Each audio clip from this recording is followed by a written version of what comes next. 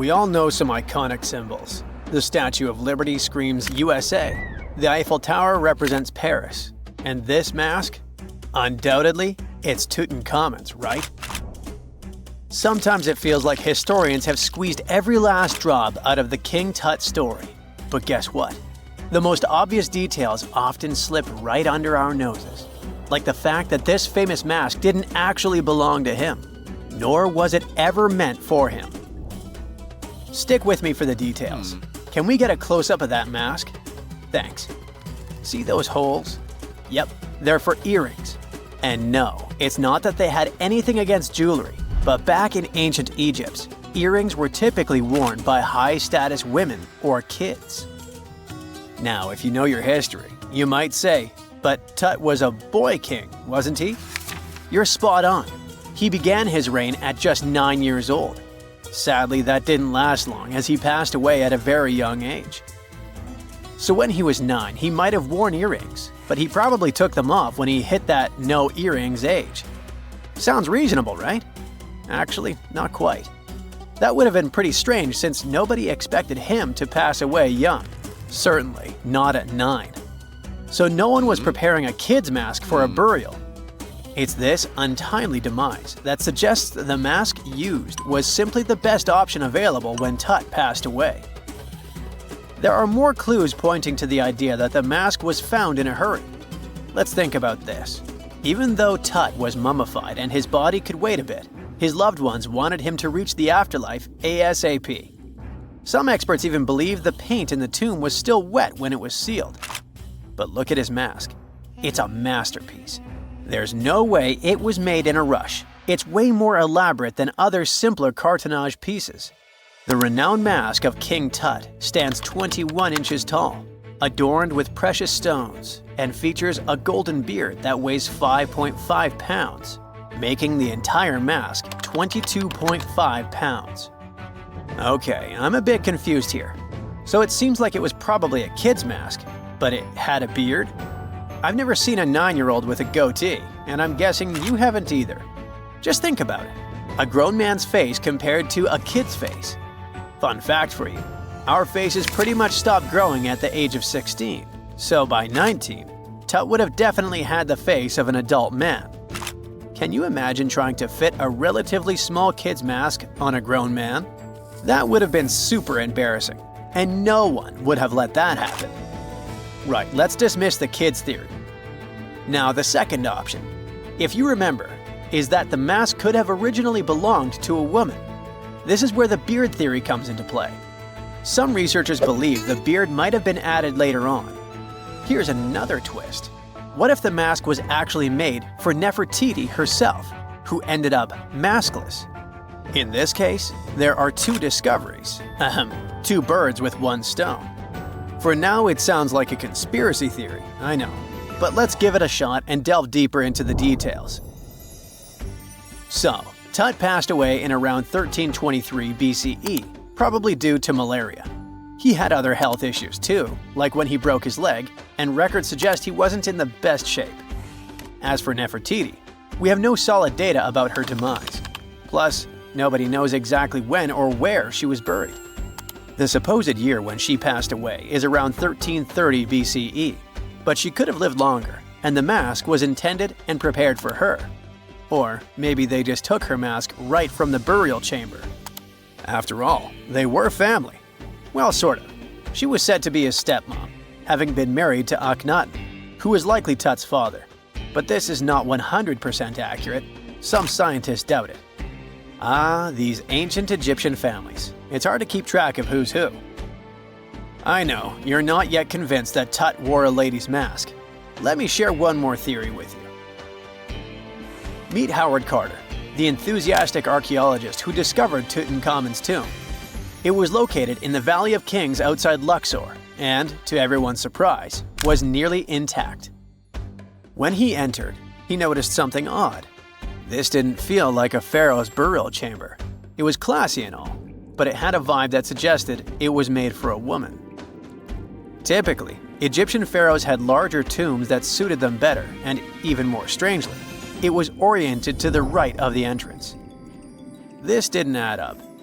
That orientation was typical for female chambers, which Egyptian queens used. Another red flag was that the chamber appeared to have been built in stages, and all the artifacts, around 2,000 of them, seemed hastily placed there. Even more curious, they looked like they were meant for other royals. Carter discovered this burial site in 1922, but it remained a mystery as to why it was so bizarre. Almost a century later, Nicholas Reeves thought he may have solved the puzzle. He claimed that King Tut might not have been the original resident of the tomb. Instead, he suggested that the undisturbed resting place of the legendary Queen Nefertiti could be hidden behind the walls of the boy king's burial chamber. Nicholas studied high-resolution photos for months, meticulously examining every pixel. One day, he focused on detailed scans that revealed the texture of the tomb's walls beneath layers of paint. He spotted what he believed to be outlines of two doorways that had been blocked and plastered over to hide them from view. The more he looked, the more it seemed real. Could it be a tomb within a tomb? Nicholas theorized there was a hidden storeroom behind the western wall of King Tut's tomb, and his chamber might just be the outermost section of a larger corridor-style network of rooms. It all sounds fancy, but sorry to break it to you, Reeves' theory was debunked. To find out if he was onto something, experts had to use ground-penetrating radar to see the unseen. Reeves' idea was that if there were gaps, it could indicate the presence of additional rooms. And at first, in 2015, one expert even thought he had found a hidden room. But the glory didn't last for long. A year later, after double-checking, it turned out there were no hidden doorways. By the way, Nefertiti isn't the only legendary woman from Egypt whose burial site remains a captivating mystery. There's a cool legend about Cleopatra that you might enjoy. It's said that she once declared, "No man will ever find my tomb." Kind of fitting, right? After all, the person who's come closest to uncovering her final resting place is a woman. Fast forward a few millennia after she passed away, and while no man has located it, archaeologist Kathleen Martinez believes she might have cracked the code. She's been on the quest for Cleopatra VII's tomb for nearly 20 years, and recently discovered a bust that she thinks represents the famous queen. However, not everyone is on board with her claim. Some experts argue that the bust doesn't resemble Cleopatra at all. Alongside this intriguing marble statue, Martinez's team also unearthed 337 coins, some of which, less controversially, feature Cleopatra's likeness. But the real part is that it's still not officially confirmed. There's no doubt about the existence of the small bust. It's carved from white marble, fits in one hand, and shows a woman wearing a royal crown, according to a translated statement from the Egyptian Ministry of Tourism and Antiquities. The big question, though, is who it actually depicts. While Martinez insists this statue is a representation of Queen Cleopatra VII, many other archaeologists argue that the facial features don't match, suggesting it likely belongs to a princess instead. Sorry, I can't resist the temptation of breaking the magic for a moment. Some folks believe that the whole idea of "no man will find my tomb" is misunderstood. Even if she did say it, what she probably meant was "no living soul," and it wasn't about gender at all. It can as well be just a beautiful legend. Toodaloo! For more than 3,000 years, the gold mask of Pharaoh Tutankhamun stayed hidden in the Valley of the Kings. This artifact, which stands about 21 inches tall, shows how skilled and artistic the ancient Egyptians were. But nobody expected that X-rays would reveal its biggest secret. King Tut was the last ruler of his family during the 18th dynasty. He took the throne at just 9 years old, but ruled for only 10 years before he passed away unexpectedly. If we're being honest, back in ancient Egypt, he was mostly forgotten by the rulers who came after him. His tomb wasn't a big deal for them, so much so that even the grave robbers forgot about him. It might sound a bit sad, but the truth is that it was actually great news for us. Since his tomb was practically forgotten, it ended up being perfectly preserved. While the other tombs in the Valley of the Kings were looted, his remained sealed and untouched. So when it was discovered back in 1922, it had over 5,000 precious objects inside. That made Tutankhamun basically an instant celebrity and one of the best-known pharaohs nowadays. Among the treasures was the most stunning piece, his golden mask.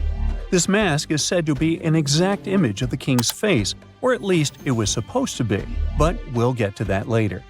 The purpose of this accurate representation of his face was to make sure that his soul would recognize him in the afterlife and return to his mummified body.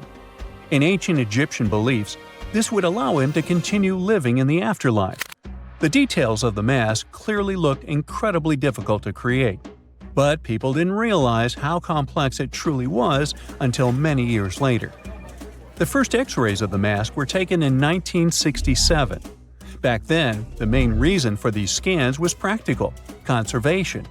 The mask was heading to Paris for an exhibition, and it was the first time it had ever left Paris. This would help them keep track of any changes during the exhibit. Plus, the images could give clues about how the mask was made, but back then, they probably didn't fully realize just how complex its construction was. I mean, Egyptian goldsmiths didn't use modern soldering techniques. So, how did they make this mask? New X-rays taken in 2007 gave us some answers. It turned out the Egyptians didn't use pure gold, which is 24 carats. The mask was actually made of 23-karat gold, meaning it was mixed with another material. So specialists discovered that the gold sheets contained a small amount of copper, a reddish-brown metal. This was likely done to make the material more flexible and easier to shape. They would then shape the gold sheets by heating and hammering them over and over again. But there was one more secret inside the mask that wasn't discovered until 2015. The year before, the staff at Cairo's Egyptian Museum were working on the mask display when the long beard of the mask accidentally got knocked off. Another theory is that the beard had become loose over time and just fell off. Either way, the fact that King Tut's beard came off caused a lot of stress. After all, we're talking about one of Cairo's biggest tourist attractions, so the experts had to fix the problem quickly. The restoration process started with a detailed recording of the mask's condition. To do this, they had to take a full three-dimensional scan of the artifact, and, by accident, they found something very interesting in the mask. Inside the royal beard, there is a gold tube, an intriguing structure that the Egyptians likely used to attach the beard to the rest of the mask. And that proved, once again, that the process of making this mask was even more complex than experts thought. But the mysteries don't stop there. Remember how we mentioned that the mask was thought to perfectly represent King Tutankhamun's face? Well, that might not be entirely true. Some popular theories suggest the mask was never meant for him and was actually made for someone else. A study published in 2015 suggested the mask was originally made for a female pharaoh, his supposed stepmother, the famous and beautiful Egyptian queen Nefertiti. The biggest clue comes from an inscription on the mask. At first glance, it seemed to belong to Tutankhamun, but after a close examination, researchers noted that something else was actually written underneath King Tut's name. The royal name stamp seems to have been altered, and originally it had something written on it that translates to Queen Nefertiti. There is another feature of King Tut's golden mask that was overlooked for years, which adds even more mystery. As we mentioned earlier, experts believe he wasn't respected much by the pharaohs who came after him. And one of the clues that made archaeologists think this is the pierced ears on the mask. Some researchers believe that King Tutankhamun wouldn't have worn earrings after he was a kid. So, according to their theory, by the time he passed away at 18, he shouldn't have been represented with pierced ears. This could also support the idea that the mask originally belonged to Nefertiti, or maybe to someone who wasn't even connected to King Tut. But the mask isn't the only source of mystery. In fact, his whole tomb is full of puzzles. Recently, historians found a sign that the place where King Tut was supposed to be buried was changed at the last minute. For years, experts wonder why a pharaoh who ruled for 9 years ended up in such a simple tomb. When compared to the grandeur of other pharaohs' tombs, his tomb seemed, well, a bit plain. The idea that a king like Tutankhamun would have such an unremarkable resting place just doesn't match up with the power and importance he must have had in ancient Egypt. So, what happened? Well, apparently, this might have something to do with his successor, Pharaoh I. After King Tutankhamun passed away, researchers believe that I made sure to erase him from Egypt's history. So, one theory suggests that he was probably behind the quick decision to place King Tut's body in a smaller, less impressive tomb. When experts looked at I's own tomb, they found something interesting. There is a large wall covered in painted baboons. This is the same type of artwork found in Tutankhamun's tomb. It seems like the same person might have chosen the artwork for both tombs. Now, the design and decoration of the two tombs are almost identical, suggesting there was a shared hand behind both. But there is one key difference. I's tomb is fit for a king. It's much bigger and more impressive, even though the style and artwork are similar to what you see in Tutankhamun's tomb. So the theory suggests that I decided what went into both tombs. Since Tut passed away unexpectedly at a young age, his grand tomb wasn't finished in time. Normally, pharaohs start building their tombs while they're still alive to make sure everything is perfect. But Tut passed away when he was just 18, so there wasn't enough time. I may have taken advantage of the situation, ordering a smaller tomb for Tut and keeping a larger one for himself. Experts believe this theory explains why Tutankhamun's tomb is so simple and how I managed to wipe his memory from history so easily. But in the end, the story of King Tut's mask and tomb is full of mystery and intrigue. Each new discovery sheds more light on what really happened all those years ago. But one thing is for sure, the secrets of ancient Egypt still have much to reveal, and King Tutankhamun will continue to fascinate people for years to come. A gruesome discovery took place in Egypt some years ago. You want to hear about it? 16 human hands, carefully buried in 4 eerie pits. They didn't look too much like human hands at first, since they were abnormally large, but they were. Weirdly, there were only right hands. No left hands were in sight. It turned out that it points to the practice of an ancient dark ritual. Old Egyptian art and tales talked of a ceremony where warriors would present the right hand of their adversaries as proof of victory and ask for gold in return. Egyptians believed in the afterlife, so cutting off someone's hand meant you cut off their power eternally. Guaranteeing this type of defeat was interesting to the winning party. Here, the fight was between Egyptians versus Hyksos, who lived in what was once known as Canaan. Egypt has always been the center of some history-changing findings, and some time ago, this papyrus was found. If we stretched it open, it would be just a tad bigger than the height of a skyscraper. The world's tiniest skyscraper, which is located in Wichita Falls, Texas. When humans didn't write on their notes app, they wrote on this thing, made from the medulla of a papyrus plant. Around 2,000 years ago, ancient Egyptians wrote something reminiscent of a book where they describe most of their funerary traditions and their visions of the afterlife.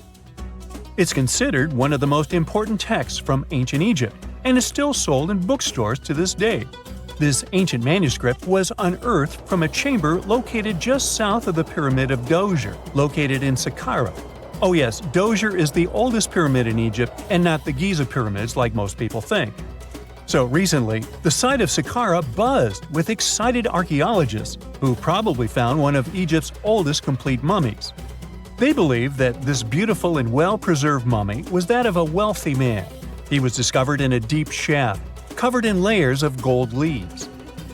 There are many symbols that show he was an important and wealthy man, like the band he wore on his head, the bracelet on his chest, and the fact that he was embalmed with a tunic, which was reserved for Egypt's finest. The most exciting part of the entire discovery was finding the resting place sealed with mortar, just as the ancient Egyptians had left it 4,300 years ago. Now this may sound weird, But back in 2008, archaeologists discovered a missing pyramid. Now, it went missing because it deteriorated over the span of 4,000 years. Today, you can only see its base. It was a pretty important site back in ancient times. It is said that around the area of the pyramid, the ancients hosted a special type of ceremony where high priests would carry mummified remains of sacred bulls. Now, here's a fun fact. Ancient Egyptians believed that Apis bulls were earthly incarnations of the city deity of Memphis and was connected to rites of fertility. It wasn't just any Apis bull, though. They needed to be all black, with a single white mark between its horns and a bunch of very specific characteristics. They were selected by the local priests and honored until they passed away. After that, they were mummified and buried in underground galleries. Meanwhile, this missing pyramid sort of disappeared around the 1800s. It was a German archaeologist who first found it in the village of Sahara. He called it the Headless Pyramid when he first found it.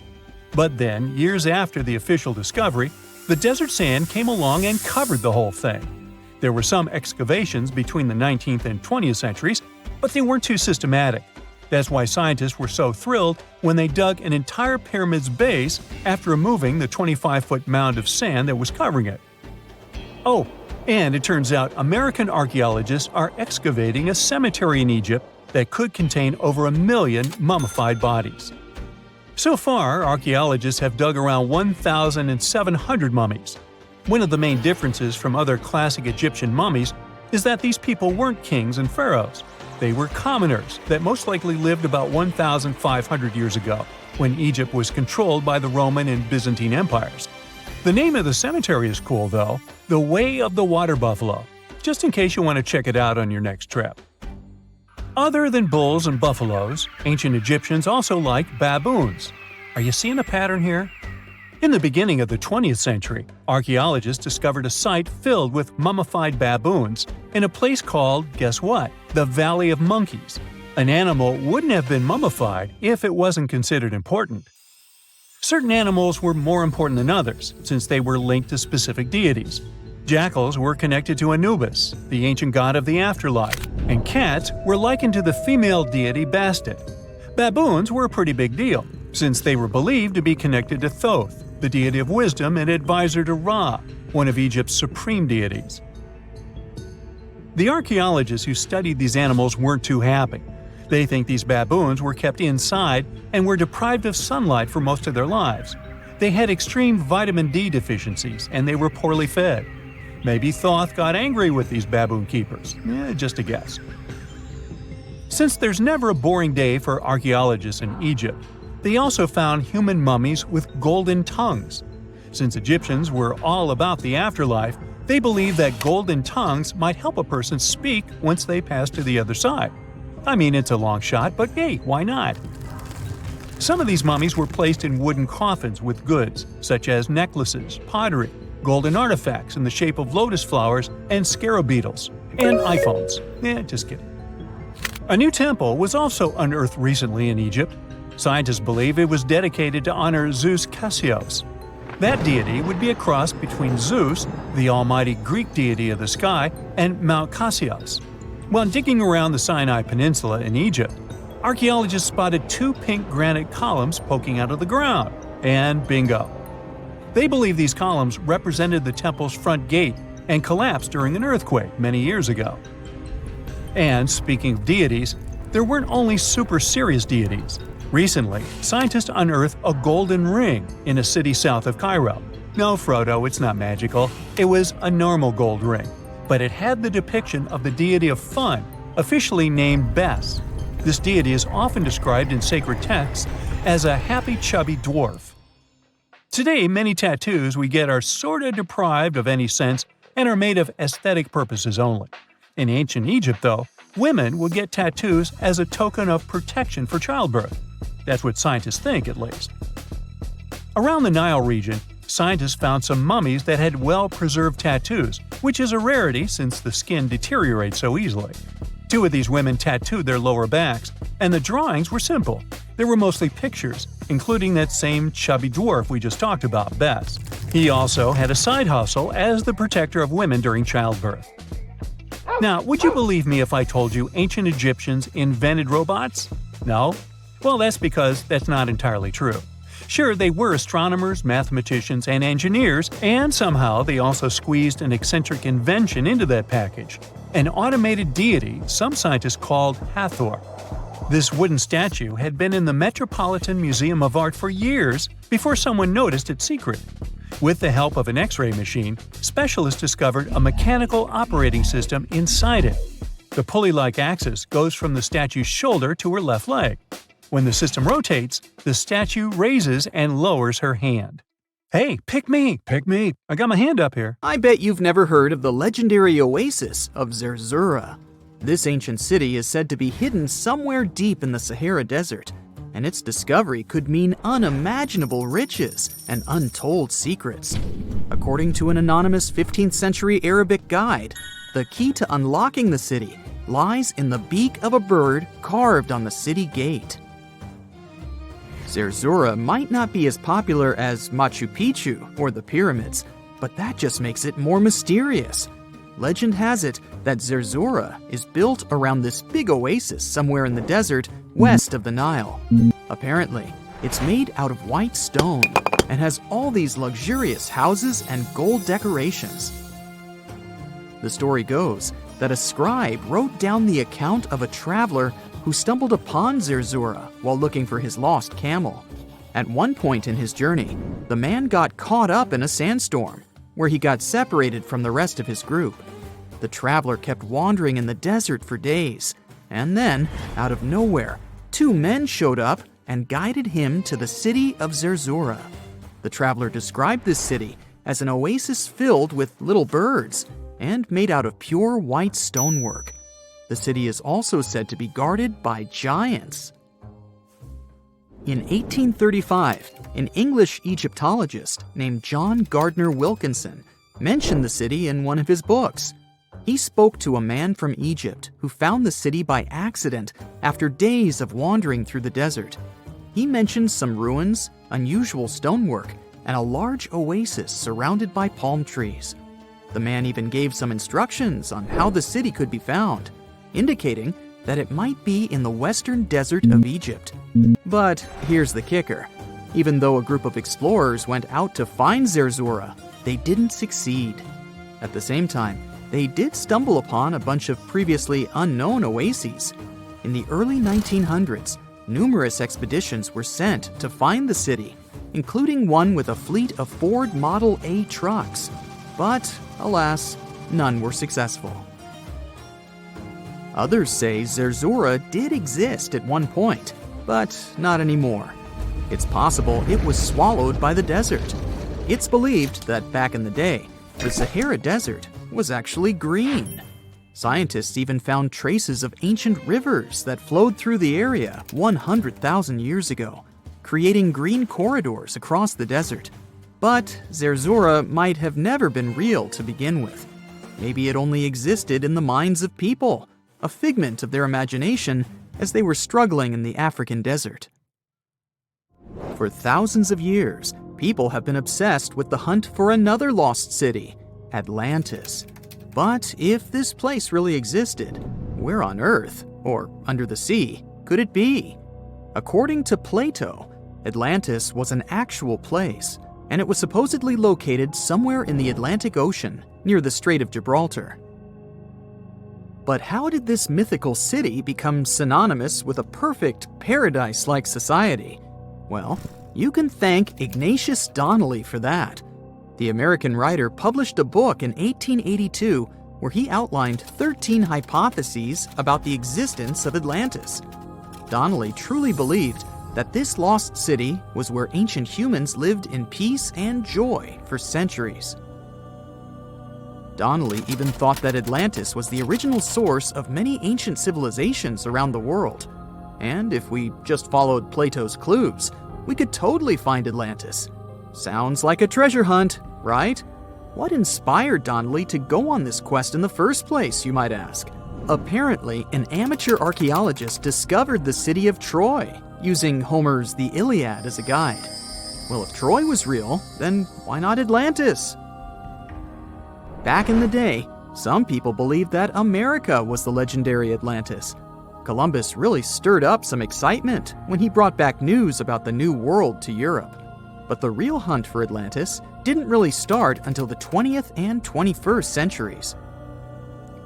Some people tried to connect the dots between a volcanic eruption on the island of Santorini and the destruction of Minoan settlements.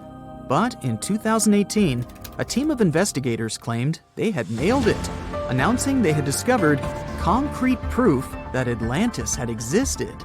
What was their evidence, you ask? A series of mysterious circles in a national park in Spain. But the circles turned out to be nothing more than experimental ponds for studying zooplankton. Let's face it, there's no real evidence that Plato's lost city of Atlantis actually existed. But it doesn't make searching for it any less exciting, does it? The Fountain of Youth isn't a lost city per se, but it is another mythical location that many have claimed to have stumbled upon over the years. Long ago, people were obsessed with the idea of living forever, or at least extending their lives as much as possible. Each culture had its own wild story, like the Greeks talking about a magic fountain that let people live longer, or Alexander the Great finding a river of paradise that could heal the wounded. Japanese legends spoke of hot springs that could make you young again, while the Caribbean locals talked about the restorative powers of the water in one of their own mystical lands. Explorers searched far and wide for these magical waters, but nothing. Probably the most famous of all was the story of the Spanish explorer Juan Ponce de Leon, who thought he'd found it in Florida. Now, Ponce de Leon was quite a character. He sailed with Columbus and became an important figure in the area now known as the Dominican Republic. He found gold in Puerto Rico and even became the island's administrator. But when the ruler of Spain decided to replace him in his duties, he got upset and decided to explore Florida, looking for gold and the elusive Fountain of Youth. He explored the Bahamas, but sadly, he didn't find any gold or magic water. He did, however, make his way to Florida. He explored the coast and even discovered the Gulf Stream. Unfortunately, his last expedition didn't go well, and he was wounded. But the legend of him searching for the Fountain of Youth lived on.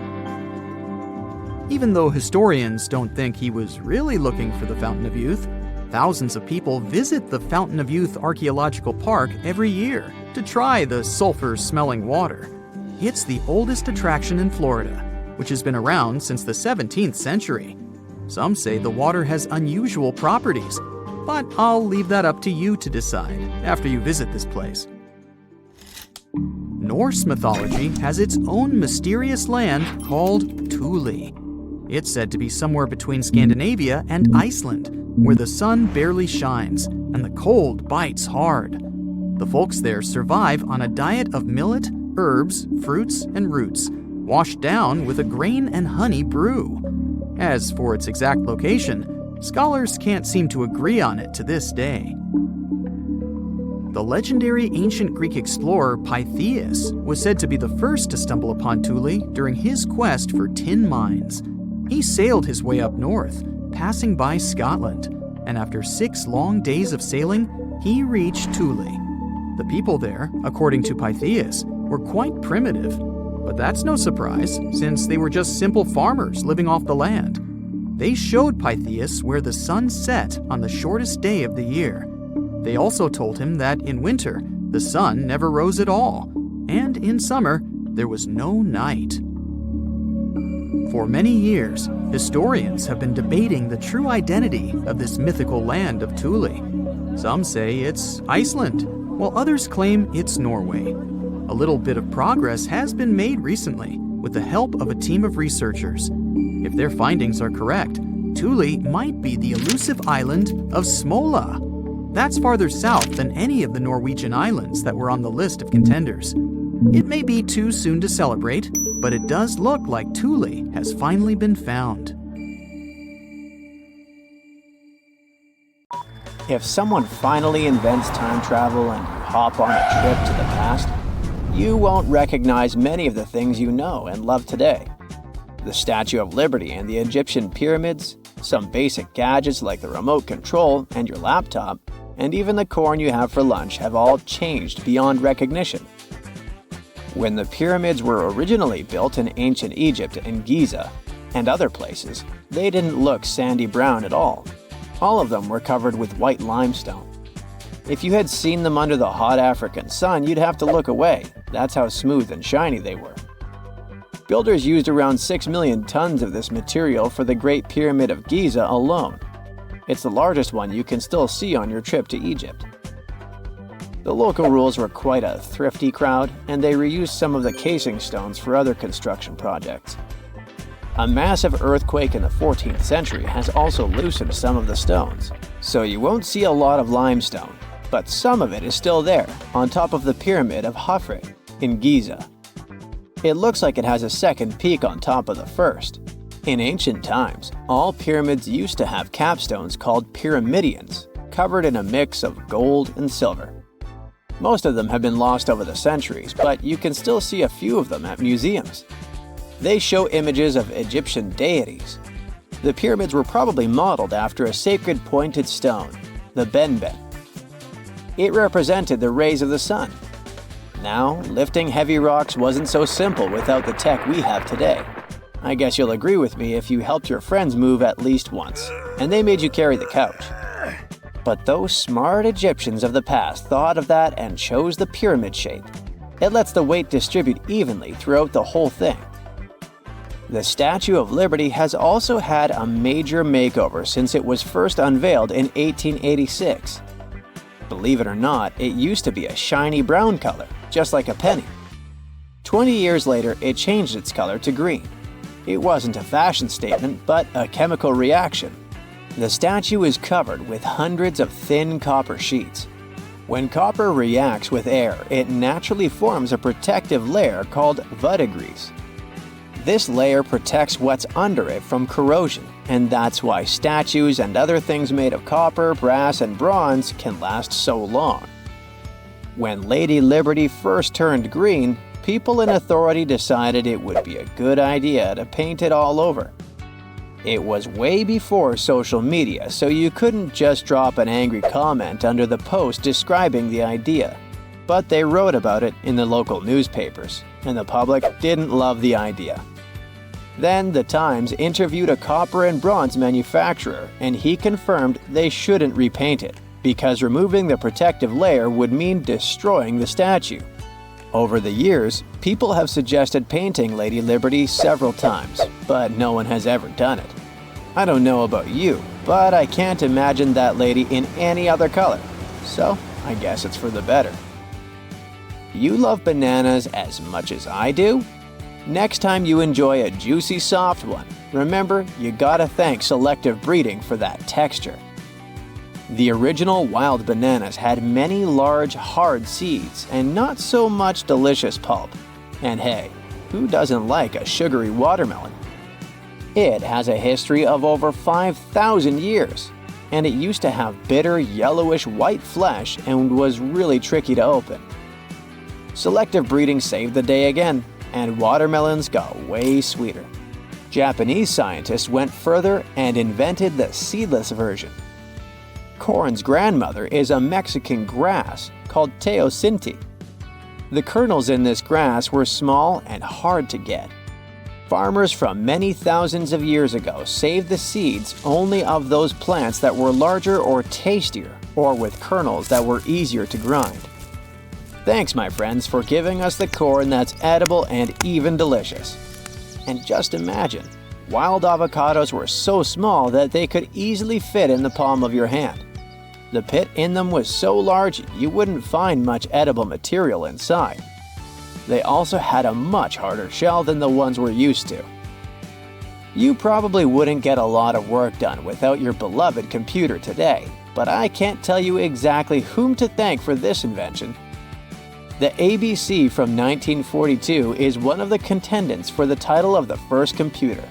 It's short for the Atanasoff Berry computer, named after its inventors at Iowa State University. The ABC weighed over 700 pounds. Yep, yours must be way lighter than that.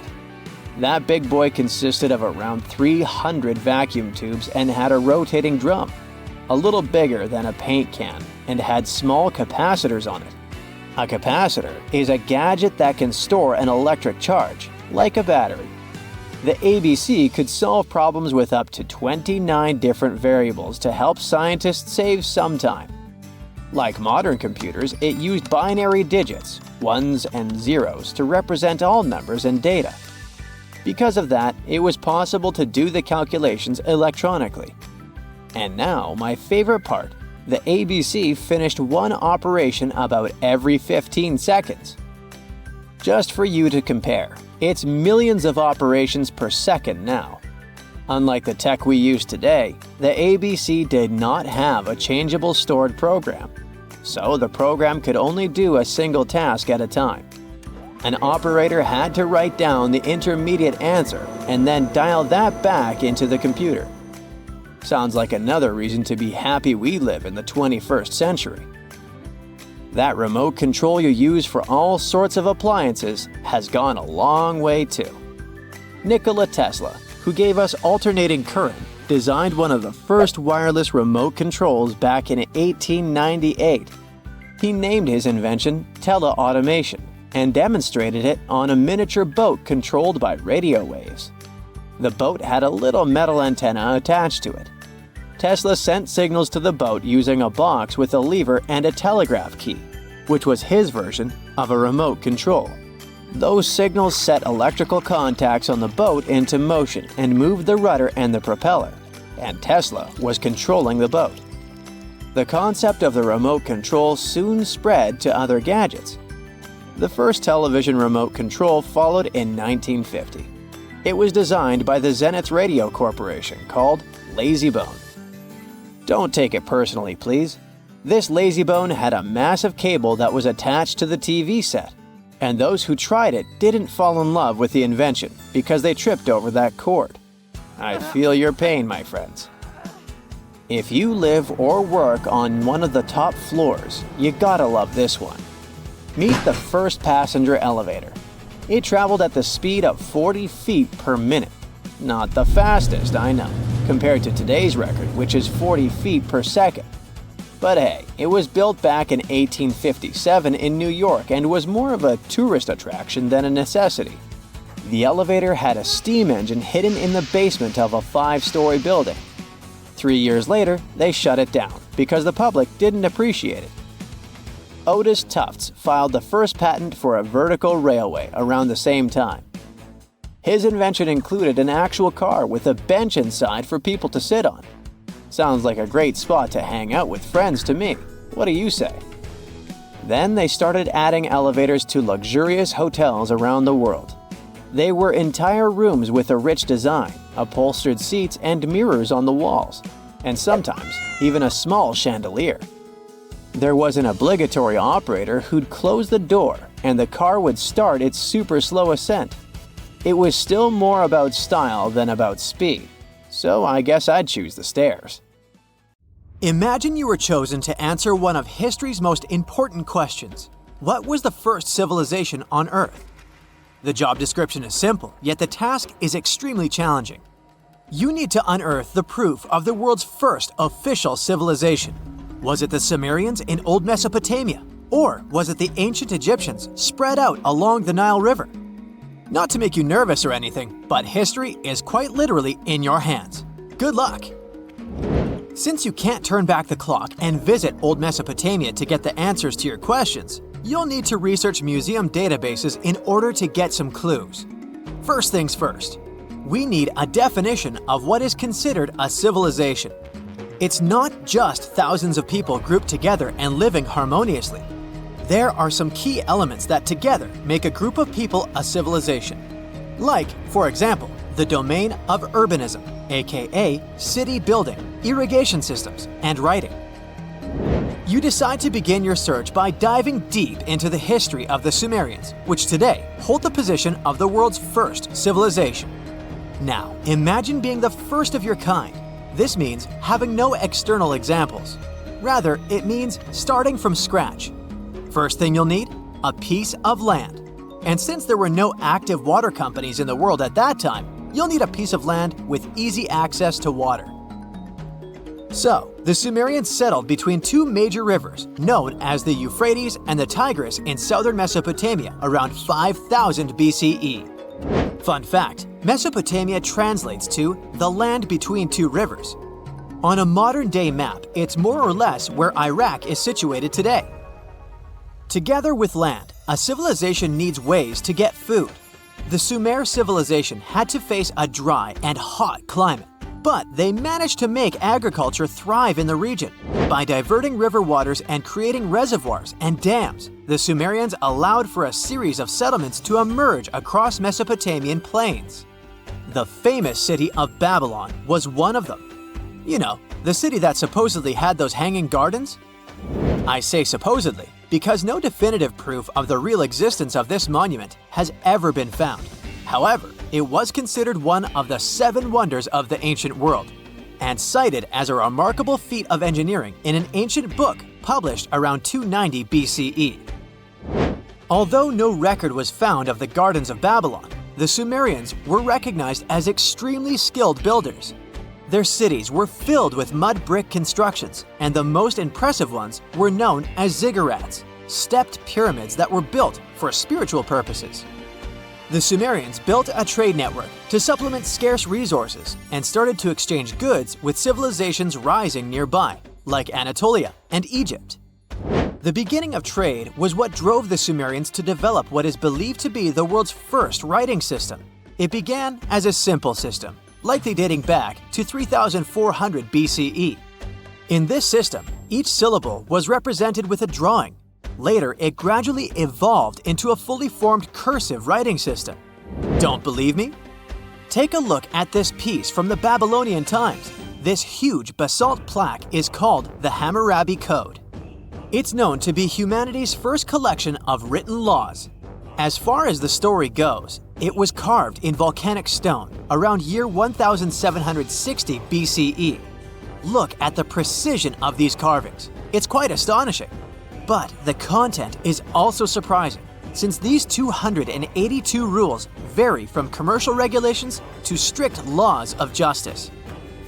The thing is, historians don't have a consensus on whether the Sumerians were really the first ones to invent writing. Some think it might have been old Egyptians. Let's pause here. Ancient Egyptian settlements are believed to have started around the year 5500 BCE, which is earlier than the Sumer civilization. But remember I said a civilization needed a few things before it was considered as such. Ancient Egypt consisted of several smaller city-states, such as Memphis, Abydos, and Thebes, spreading out along the Nile River. It wasn't until 3000 BCE that Egypt was unified under one kingdom and lasted as an empire until nearly 1000 BCE. Although there is no consensus on this, some Egypt experts believed that it could have been Sumerian immigrants that founded early Egyptian settlements. The proof could be the presence of cylinder seals made of hard stone, something that was widely used in Sumer. These seals were used to guarantee authenticity in legal transactions, but it's hard to say whether this method was introduced by Sumerian immigrants or simply by trade. Since the time period is not one of the criteria we can use to determine who came first, we'll have to turn to something else. But what? Like the Sumerians, the Egyptians were also highly skilled builders. Duh, they built the famous Giza pyramids and many others all over their territory. In order to enhance their building techniques, they delved into developing a more profound understanding of mathematics. They developed a new form of measurement called the cubit, which was the equivalent of an arm's length. The Great Pyramid, for instance, is 440 cubits per 440 cubits. They were also innovative astronomers, combining their mathematical skills with attentive astronomical observation. They were the first civilization to use a 24-hour division of the day. And they even created a solar calendar, which was the first dating system in history to feature 365 days in one year. Okay, it's undeniable how impressive they were. But some experts say that the dispute has to be settled through the comparison of their writing systems. Hieroglyphic writing, the first Egyptian style of writing, is said to date back to 3000 BCE. It was a composition of over 700 symbols, which were carved in stone. For a long time, researchers believed that the Sumerian writing had come before Egyptian, but in a recent discovery made by Yale researchers claims otherwise. Archaeologists have discovered a panel of 4 signs that are believed to have been written around 3250 BCE. Oh, and they've also found another rock drawing depicting a pregnant elephant that can date back to 4000 BCE. Now, there's also a third possibility that fewer people seem to mention: the Indus Valley Civilization, also known as Ancient India, located around the area of modern-day Pakistan and India. The Indus Valley Civilization is also a contender for the oldest civilization due to the uncertain historical origins of the Hindu collection of texts known as the Upanishads. The Indus Valley Civilization flourished around 3000 BCE, but records show that people in the Indus Valley were trading with Mesopotamians as early as 3500 BCE. Now, wait a minute. How is it possible? No, they weren't time travelers. This isn't a sci-fi movie. There already were agricultural settlements in the area that were slowly growing into bigger cities, such as Harappa and Mohenjo-Daro. Ancient Indian cities were sophisticated, filled with baked brick homes built in a grid system. These ancient cities even had draining and sewage systems that connected most homes and used gravity to carry waste outside of the city. They were pretty advanced. They were also an extremely religious civilization, and Hindu beliefs were at the center of their practices. Despite that, their cities weren't filled with spiritual buildings. Actually, Mohenjo-Daro's most important building was a public bath. Interesting, huh? Now, why can't we know if they were the oldest civilization on Earth? Even if some historians suspect that the origins of the Indus Valley people can be traced back to 5000 BCE, there is no concrete evidence of this, only speculation. The best proof we have is the Upanishads. The Upanishads are texts filled with philosophy, mantras, and ceremonies. The thing is, part of Hindu practices included memorizing and passing down the wisdom of the Upanishads in oral form. So it took a while before it appeared as a written script. Well, I'd say historians aren't really sure what was the world's first civilization. We can only guess at this point, but who knows what new discoveries might reveal. Summers in the Middle East get so hot that they change the landscape dramatically and make entire cities resurface from the past. That's what happened in 2018 when the city built by a mysterious empire on the Tigris River was finally released from its water trap. Archaeologists rushed to the location as they didn't want to miss a rare chance to excavate the site and learn more about the history of the place. They believe they've found the Bronze Age city Zaku, founded over 3,000 years ago and fully submerged in the 1980s when a dam was built in its place. It used to be a busy hub for the Mitanni Empire for caravans on the popular trade route. It had water, which is a rarity in the area, and it was a guarantee for success. We know very little about the once powerful empire, as scientists haven't found any written chronicles in the excavated sites. That's why the archaeologists were thrilled to find an entire palace for the local ruler.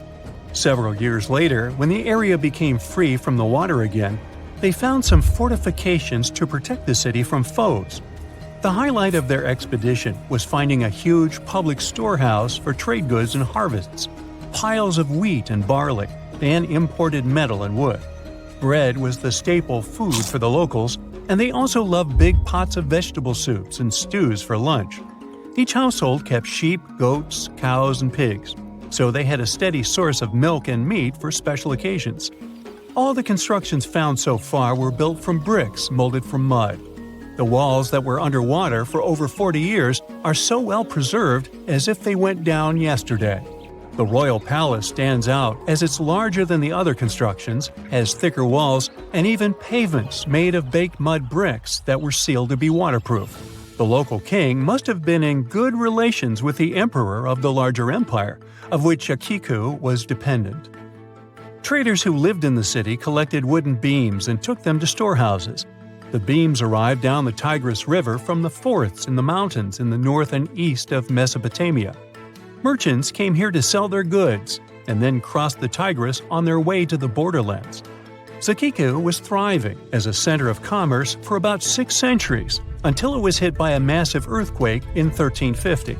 Archaeologists found 5 ceramic vessels holding over 100 clay tablets made close after the earthquake. It's almost a miracle that small tablets of unfired clay managed to survive underwater for decades. People who created those must have carved notes on clay while it was still wet. They wrote about anything, from newly stored harvests to notes for other kingdoms. Then they would let the message dry in the sun. Scribes even had to learn a different language so that everyone outside the city could read it. Scientists believe the tablets they found used to be part of a private archive. They hoped to decipher the notes to learn more about the history of Zaku and the whole empire after the terrible earthquake. The damage to the buildings was so enormous that it was impossible to restore Zaku to its former glory, and if there had been any survivors, they must have left the city. Several decades later, the Assyrians, who also lived in Mesopotamia, settled here. They built their houses on the ruins of the abandoned city and used whatever structures they could find from the previous residents as outer walls.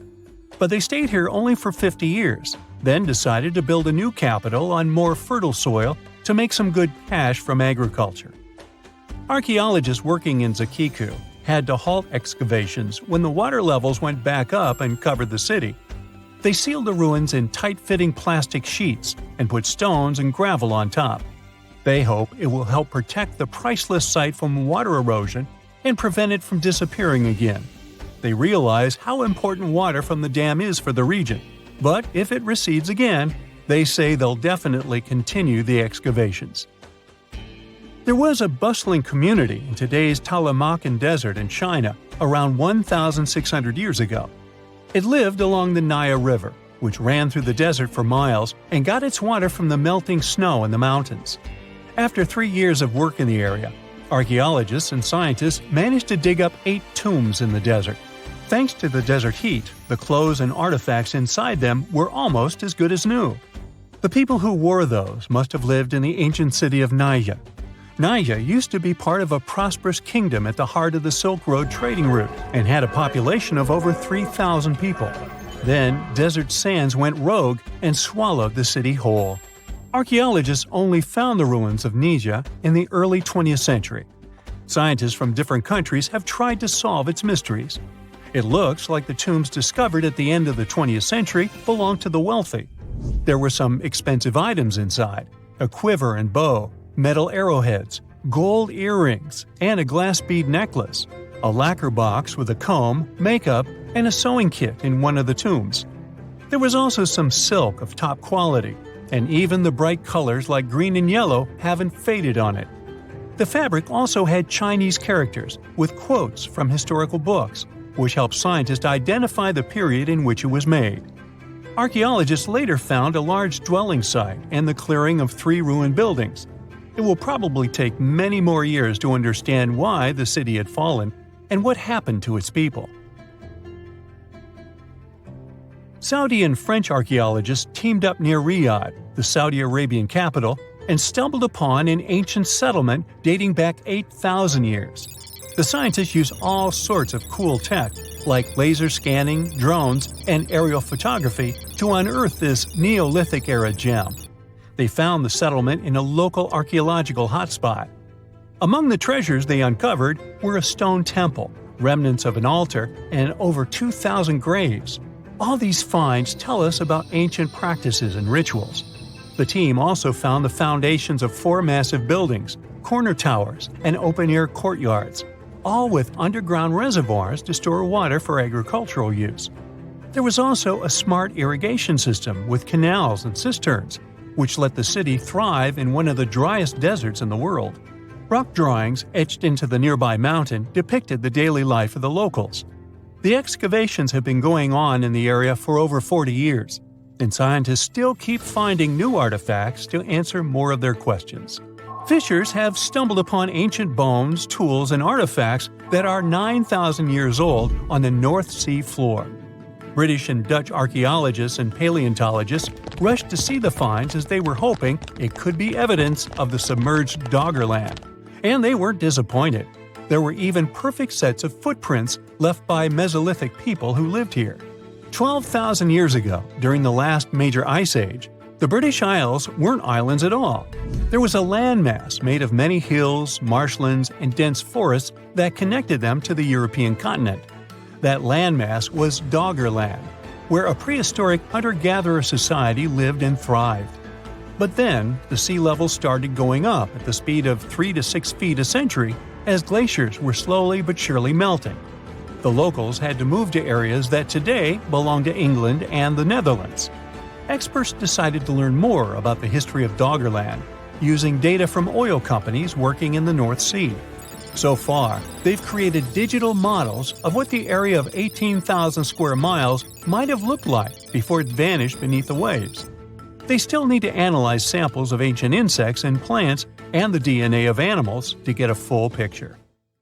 Archaeologists have been studying Petra in Jordan for 200 years, and in 2024, they found something they had never seen before. It's a tomb with at least 12 complete human skeletons and artifacts that are over 2,000 years old right in front of the treasury. Bronze, iron, and ceramic items were placed with the deceased, which shows how people honored their loved ones when they passed away. It's a rare chance for scientists to learn more about the Nabateans, an ancient group of Arabian nomads who built Petra. The objects found in the tomb under Petra's treasury are in amazing condition, but the skeletons became fragile because it's damp inside the tomb. They plan to study the remains and extract DNA to see if the people in the tomb were related. While some scientists are solving tomb mysteries, others have trained AI to find new ancient sites for them. They've created an algorithm that works with a special type of satellite imagery. This technique uses radio waves that can peek under things like sand, soil, and even ice to find hidden objects. AI will help search a huge desert on the Arabian Peninsula called the Empty Quarter for archaeological treasures. The lead scientists of the experiment trained the algorithm to recognize hidden locations using data from a site they had found before. The new tech can discover buried structures within 20 inches, which is very precise. Another groundbreaking tech, LiDAR, which means light detection and ranging, helped archaeologists reveal new hidden cities all around the world. LiDAR can see big structures beneath layers of vegetation and map even subtle changes in ancient landscapes. They use it to scan large areas from a small plane flying over places that aren't so easy to study from the ground, like dense jungle. In 2024 alone, they found new Maya settlements in southern Mexico, gardens, roads, and rivers in Ecuador's Amazon rainforest, ancient ruins on the Pacific island of Tonga, and the remains of 2 medieval cities along the Silk Road route in Uzbekistan. Maybe some smart technology can also explain what Marge Simpson is doing on Earth in an ancient Egyptian tomb from 3,000 years ago. The drawing, featuring a woman with yellow-colored skin, a blue crown, and a green outfit, is alarmingly like the famous cartoon character. If you don't see a resemblance here, I hope you'll at least enjoy an amazingly well-preserved necklace with amethyst and agate beads. It's from another recent find from Egypt, an ancient tomb with 11 sealed burials near Luxor. Archaeologists also found 2 copper mirrors, one with a lotus-shaped handle and the second with a unique design of the deity of the sky, women, fertility, and love in ancient Egypt. The hair of the figurine was originally made from almost 4,000 mud beads. Another awesome find from 2024 is an ancient Greek shrine with intact burials, a sarcophagus, and plenty of gold inside. They think it was built before the year 300 before the Common Era, and the marble lions, also found inside, were made from the same marble as the Parthenon in Athens. Greece is so full of ancient treasures that the city of Thessaloniki will house around 300,000 of those artifacts in their new subway system. Meanwhile, archaeologists in France have found a monument unlike any other, and they can't figure out what it was used for. It's direct proof that people used to live here between the Neolithic and the early Iron Age periods.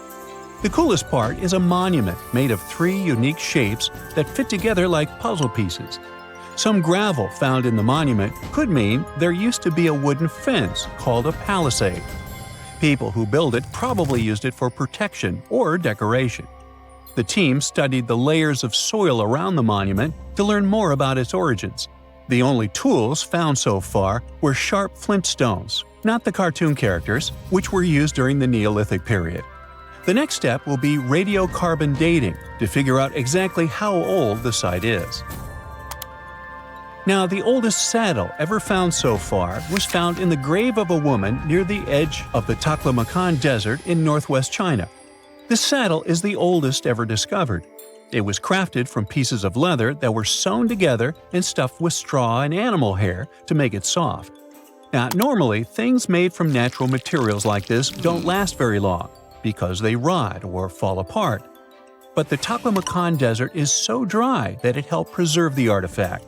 The herdswoman who used the saddle was buried in her full riding attire, so this proves that not only men used saddles and took part in herding and traveling.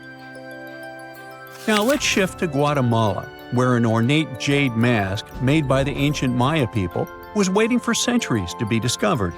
Scientists use radiocarbon dating to figure out the age of the mask. They believe the mask may represent a Maya storm deity, a powerful figure in their mythology. These kinds of masks were often made to honor Maya royalty, and they were placed in the tombs of kings and queens when they were buried. The king's tomb was also decorated with carvings made using tools crafted from volcanic obsidian. After 15 years of searching, scientists may have finally figured out where the altar stone of Stonehenge comes from. They compared the tiny minerals inside the altar stone with rocks from many places in Wales and England and ruled out lots of spots. Then they found the perfect match with a place in Scotland, more than 466 miles away from Stonehenge. This area might even be Orkney, a group of islands in the far northeast of Scotland where a lot was going on during the Neolithic period. The big question now is how ancient people moved such a massive stone so far. The altar stone is over 16 feet long and weighs more than 6 tons. The new theory is that they might have used boats to carry it across the coastline and rivers.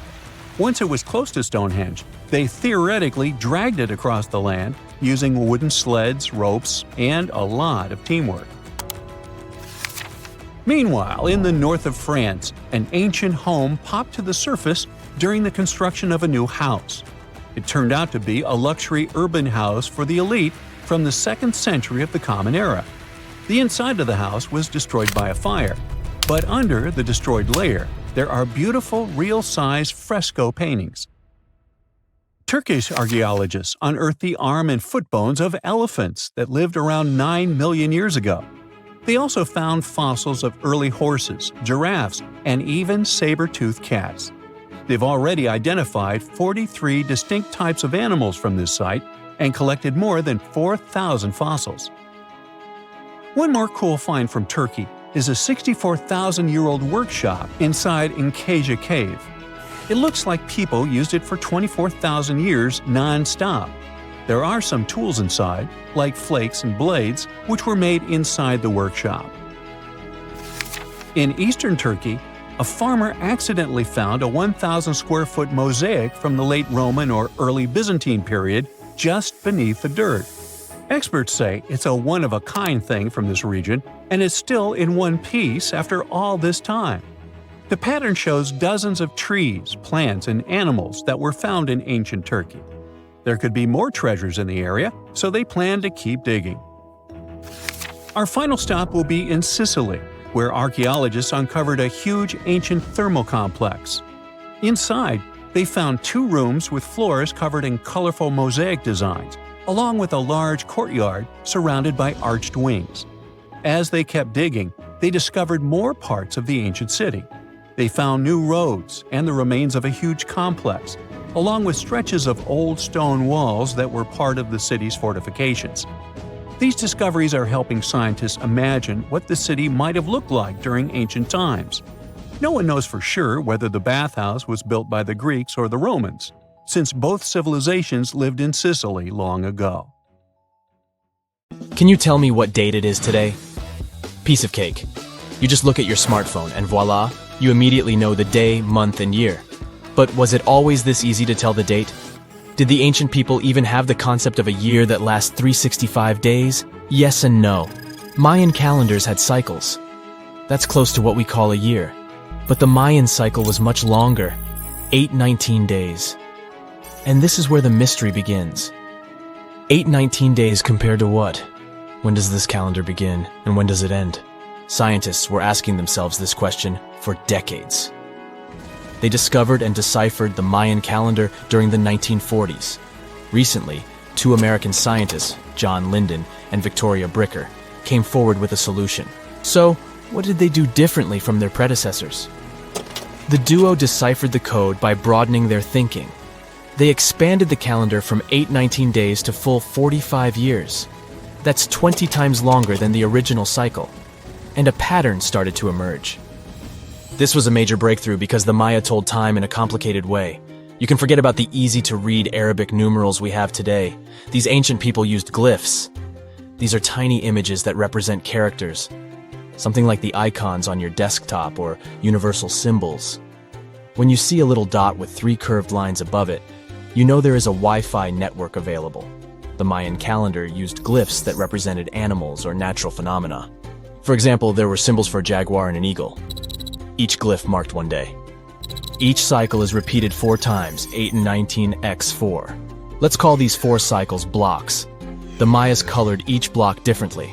Scientists thought these colors corresponded to the 4 cardinal directions. Red was east, white, north. West was black, and finally, yellow marked south. But then the 1980s came. Yeah, this was a weird decade. The calculations were all wrong. Researchers determined that the colors were associated with the position of the sun in the sky. It turned out that the color yellow represented the highest point of the sun, which is called a zenith. White was the lowest point, called the nadir. It seems that the calendar showed just how good the ancient Mayas were at astronomy. This is most evident at Chichen Itza. This principal Mayan city is located on the Yucatan Peninsula, Mexico. There stands an impressive step pyramid. It is dedicated to the feathered serpent deity, and its alignment is perfect. Something marvelous happens here twice a year, during the equinoxes, March and September. These are the times when the sun shines directly over the equator. On these 2 dates, the day and night last the same. At the site of the pyramid, sunlight first illuminates the sculpture of the serpent head at the base of the structure. Then it makes its way up the 91 steps. This creates the illusion that a snake is slithering down the pyramid. Even today, people gather to witness the sight. And it must have been more impressive when the Mayas completed the structure 1050-1300 CE. Do you know what a synodic period is? Neither do I. But Mayan astronomers did. A synodic period is the time that passes before a stellar body does a full lap. For example, this is the period between 2 full moons.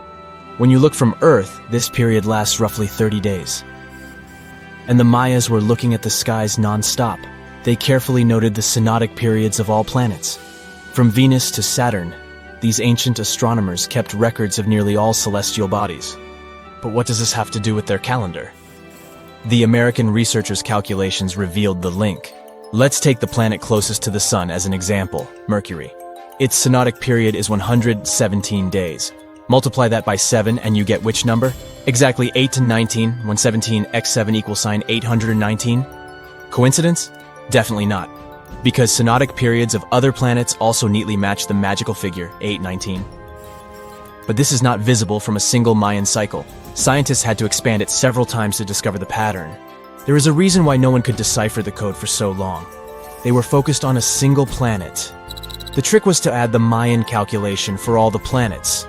Researchers just needed to see the bigger picture. This brings us to the year 2012. Can you remember that some people thought that the world would end on December 21st? That turned out to be a bust. We are alive and well now. But what started this false rumor? The Mayan calendar, of course. You see, these ancient people based their calendar on long periods of all the planets. That included a lot of complicated math and a lot of multiplying. This 2012 was simply the time when their cycle ended. It is known as the long count. This period is the same as our year. For the Mayas, 2012 was something like the 31st of December for us. Just an end of a cycle in which they measured time, so there was no need to panic. Those New Year's Eve parties might be a bit wild, but the world doesn't end on January 1st. The Mayas stretched more than their calendar. Rubber was the name of the game. Yes, you've heard it correctly. These ancient people were making different grades of rubber 3,000 years before one famous American did, Charles Goodyear. They would extract natural latex from the rubber tree. This is a milky substance that can be turned into rubber. And they weren't the only ones. Scientists found evidence that their neighbors, the Aztecs and the Olmecs, did the same. But what did they do with rubber? They didn't need car tires, definitely. But it's cool to have a nice pair of sandals for the beach. The Spanish wrote about rubber sole footwear that natives wore. Sadly, scientists still haven't found them. That would be a big step for archaeology. So the Maya were playful with rubber, literally. Researchers guessed that they produced balls from latex. These were bouncy and ranged in size from a softball to a soccer ball. A typical Mayan ball game, pits, involved 2 hoops. You must be thinking basketball, but not quite. The hoops were set on walls, 23 feet high. Compare that to the NBA standard of 10 feet. And the hoop was the other way around. There is also a sweet side to the story of the Mayas. These ancient people enjoyed chocolate. In fact, the modern word chocolate probably comes from their language, xocolotl. This meant bitter water. Okay, you get the bitter part, but why water? The Mayas didn't produce chocolate in the form we know it today. They didn't make bars of chocolate. They drank it. Smashed cocoa beans made for excellent drinks. The Mayas perfected the mixture over time and even added spices. Anyone up for a fiery chocolate drink with stew peppers and cornmeal? Who knows, maybe this beverage actually tasted well. Cocoa beans were sacred and used as a currency. Researchers believe all social classes got to enjoy it. Free chocolate for all sounds nice even today. But where did the Mayas get clean water for their cocoa drinks? From the oldest known filtration system in the Western Hemisphere. It was based on zeolite. These are minerals that contain aluminum and silicone compounds. And guess what? Modern air and water purifiers still use this material. Mayan tech wins yet again. Back in Europe, Roger Bacon developed a sand filtration system in 1627, some 1,800 years after the Mayas. But what about regions without rivers, lakes, or springs? Mayan engineers had it all figured out. Rainwater. They would carve out large reservoirs in the limestone bedrock. Then, they would coat these underground caves with a layer of a watertight material. The final step was to make small channels that collected water from the hills above. Scientists estimated that just one of these reservoirs could hold on average 10,000 gallons of rainwater, enough to fill 55 modern hot tubs. Whenever you hear about ancient ruins, you almost never picture them being suspended somewhere, or just randomly hanging on the branch of a tree, right? In fact, for most of the ancient artifacts we have exposed in museums all over the world, archaeologists did quite an impressive amount of digging. You see, buildings have this funny way of fading away over time if not properly taken care of. Sometimes we need to reuse some building materials, so an older construction may be sacrificed in the process. Other times houses are abandoned, and once they are exposed to the elements on the surface, like rain or sunlight, they don't really stand a chance. Some just simply crumble away due to good old erosion. So the only way a piece of architecture can survive the test of time is if it's somehow gotten buried deep down. Now, how did they end up buried in the first place? Well, it's quite the comedy of errors. Ancient cities had a habit of gradually raising their ground level like a kid adding toppings to their ice cream sundae. You see, these settlements were always busy collecting food and building materials to keep up with their ever-growing population. But hey, who has time to deal with waste and rubbish? It wasn't exactly high on their to-do list back in the day. So when it came to building new houses, ancient civilizations found it much easier to save their sweat and tears by piling up the rubble and constructing right on top. But that's not all. Rivers would also occasionally flood and deposit a layer of sediment on the city floors, further encapsulating those ancient constructions. And in those dry regions like the desert, where the wind likes to show off its sand and dust dance moves, you can bet it was a constant struggle to keep the establishments clean. One hilarious example is the Sphinx, which had its head buried in sand until a group of archaeologists unearthed it in 1817. Some ancient towns eventually got covered up because they were completely abandoned. With less human activity to control their expansion, plant seeds couldn't resist the opportunity and sprouted all over the place. They gobbled up carbon dioxide from the air and grew, adding more and more bulk to the ground. Those cheeky roots even decided to stabilize the soil made from decaying plant matter, creating layers upon layers of earthy goodness. It's like the ultimate DIY project Mother Nature embarked on, with plants as her loyal helpers. The act of digging into the secrets of ancient civilizations is not just about unearthing a lost world. It's also an epic quest to reveal the hidden treasures beneath layers of history. But how do archaeologists know where to dig in the first place? If everything is covered in layers upon layers of sediments, debris, and plant roots, they must have some sort of system they rely on before embarking on a new project, right? For starters, they're not always the ones suggesting an archaeological dig in a certain location. Let me explain. Let's say you're a contractor and you want to build a new fancy apartment complex in your city. Some local legislations have certain requirements before your project can start, though. For instance, before anyone starts building on a piece of land, they might need to bring in specialists to check the soil. These clever folks can be archaeologists, geologists, or paleontologists, and they need to keep an eye on things during development. If any artifacts or ecofacts, fancy word for organic remnants, are discovered, these experts swoop in to excavate and study them. But what about sites that have nothing to do with bulldozers and yellow hats? Archaeologists have more than one trick up their sleeves when it comes to locating ancient hotspots. They dive deep into historic records with a healthy dose of detective work. By sniffing out old documents and maps, they can piece together the puzzle of human activity in a specific area. If a site has been visited before, it's even better. Finding records of past excavations or historical accounts can give archaeologists lots of information on where to continue their treasure hunt. Before archaeologists start swinging their shovels, they engage in a bit of a visual scan mission. Armed with a grid system, they'll stroll around the site, keeping their eyes peeled for any artifacts that might be hiding just beneath the Earth's upper layer. From groundstone tools to historic glass and even ancient garbage dumps, yes, they're all so valuable. These keen-eyed explorers can spot signs of human activity faster than most people. If they stumble upon midden soil, fancy term for a garbage dump, they know for sure that humans once called this place home. Archaeologists don't just rely on their trusty shovels, though. They have an arsenal of gadgets to aid in their search for hidden wonders. Geophysical tools are like their secret weapons. Take the resistivity meter, for example. This clever contraption measures the electrical component of the soil and any buried features or artifacts. A buried wall, for instance, will create a different resistivity reading than the surrounding soil. Magnetometers and ground-penetrating radar work in similar ways, showcasing potential hints of ancient treasures in the soil. And who could forget our trusty old friend, the GPS? It helps archaeologists map out precise locations, like a high-tech treasure map, leading them straight to their pot of gold. Care to virtually visit some of the most important archaeological sites in the world? Well, follow me. In the United Kingdom, for instance, you'll find this interesting place called Stonehenge. It's one of many henges scattered around, but this one really takes the cake. Picture this: massive ancient stones standing tall and proud, arranged in a funky outer ring and an inner horseshoe, with some smaller stones thrown in for good measure. And guess what? These amazing stones have been around for over 5,000 years. Talk about a serious case of rock-solid longevity. Now, here's where it gets interesting. According to local folklore, the legendary wizard Merlin whipped out his magic wand and poof! He teleported these massive stones all the way from Ireland.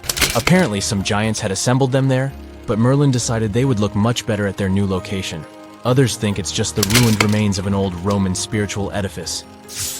These amazing structures were built by our Bronze Age ancestors. With their simple tools and limited tech, they managed to create this monumental masterpiece. Impressive, right? Unfortunately, there's still so much we don't know about this area. Stonehenge's initial purpose remains a mystery to this day. Sure, there are lots of theories, but scientists have yet to agree on the subject.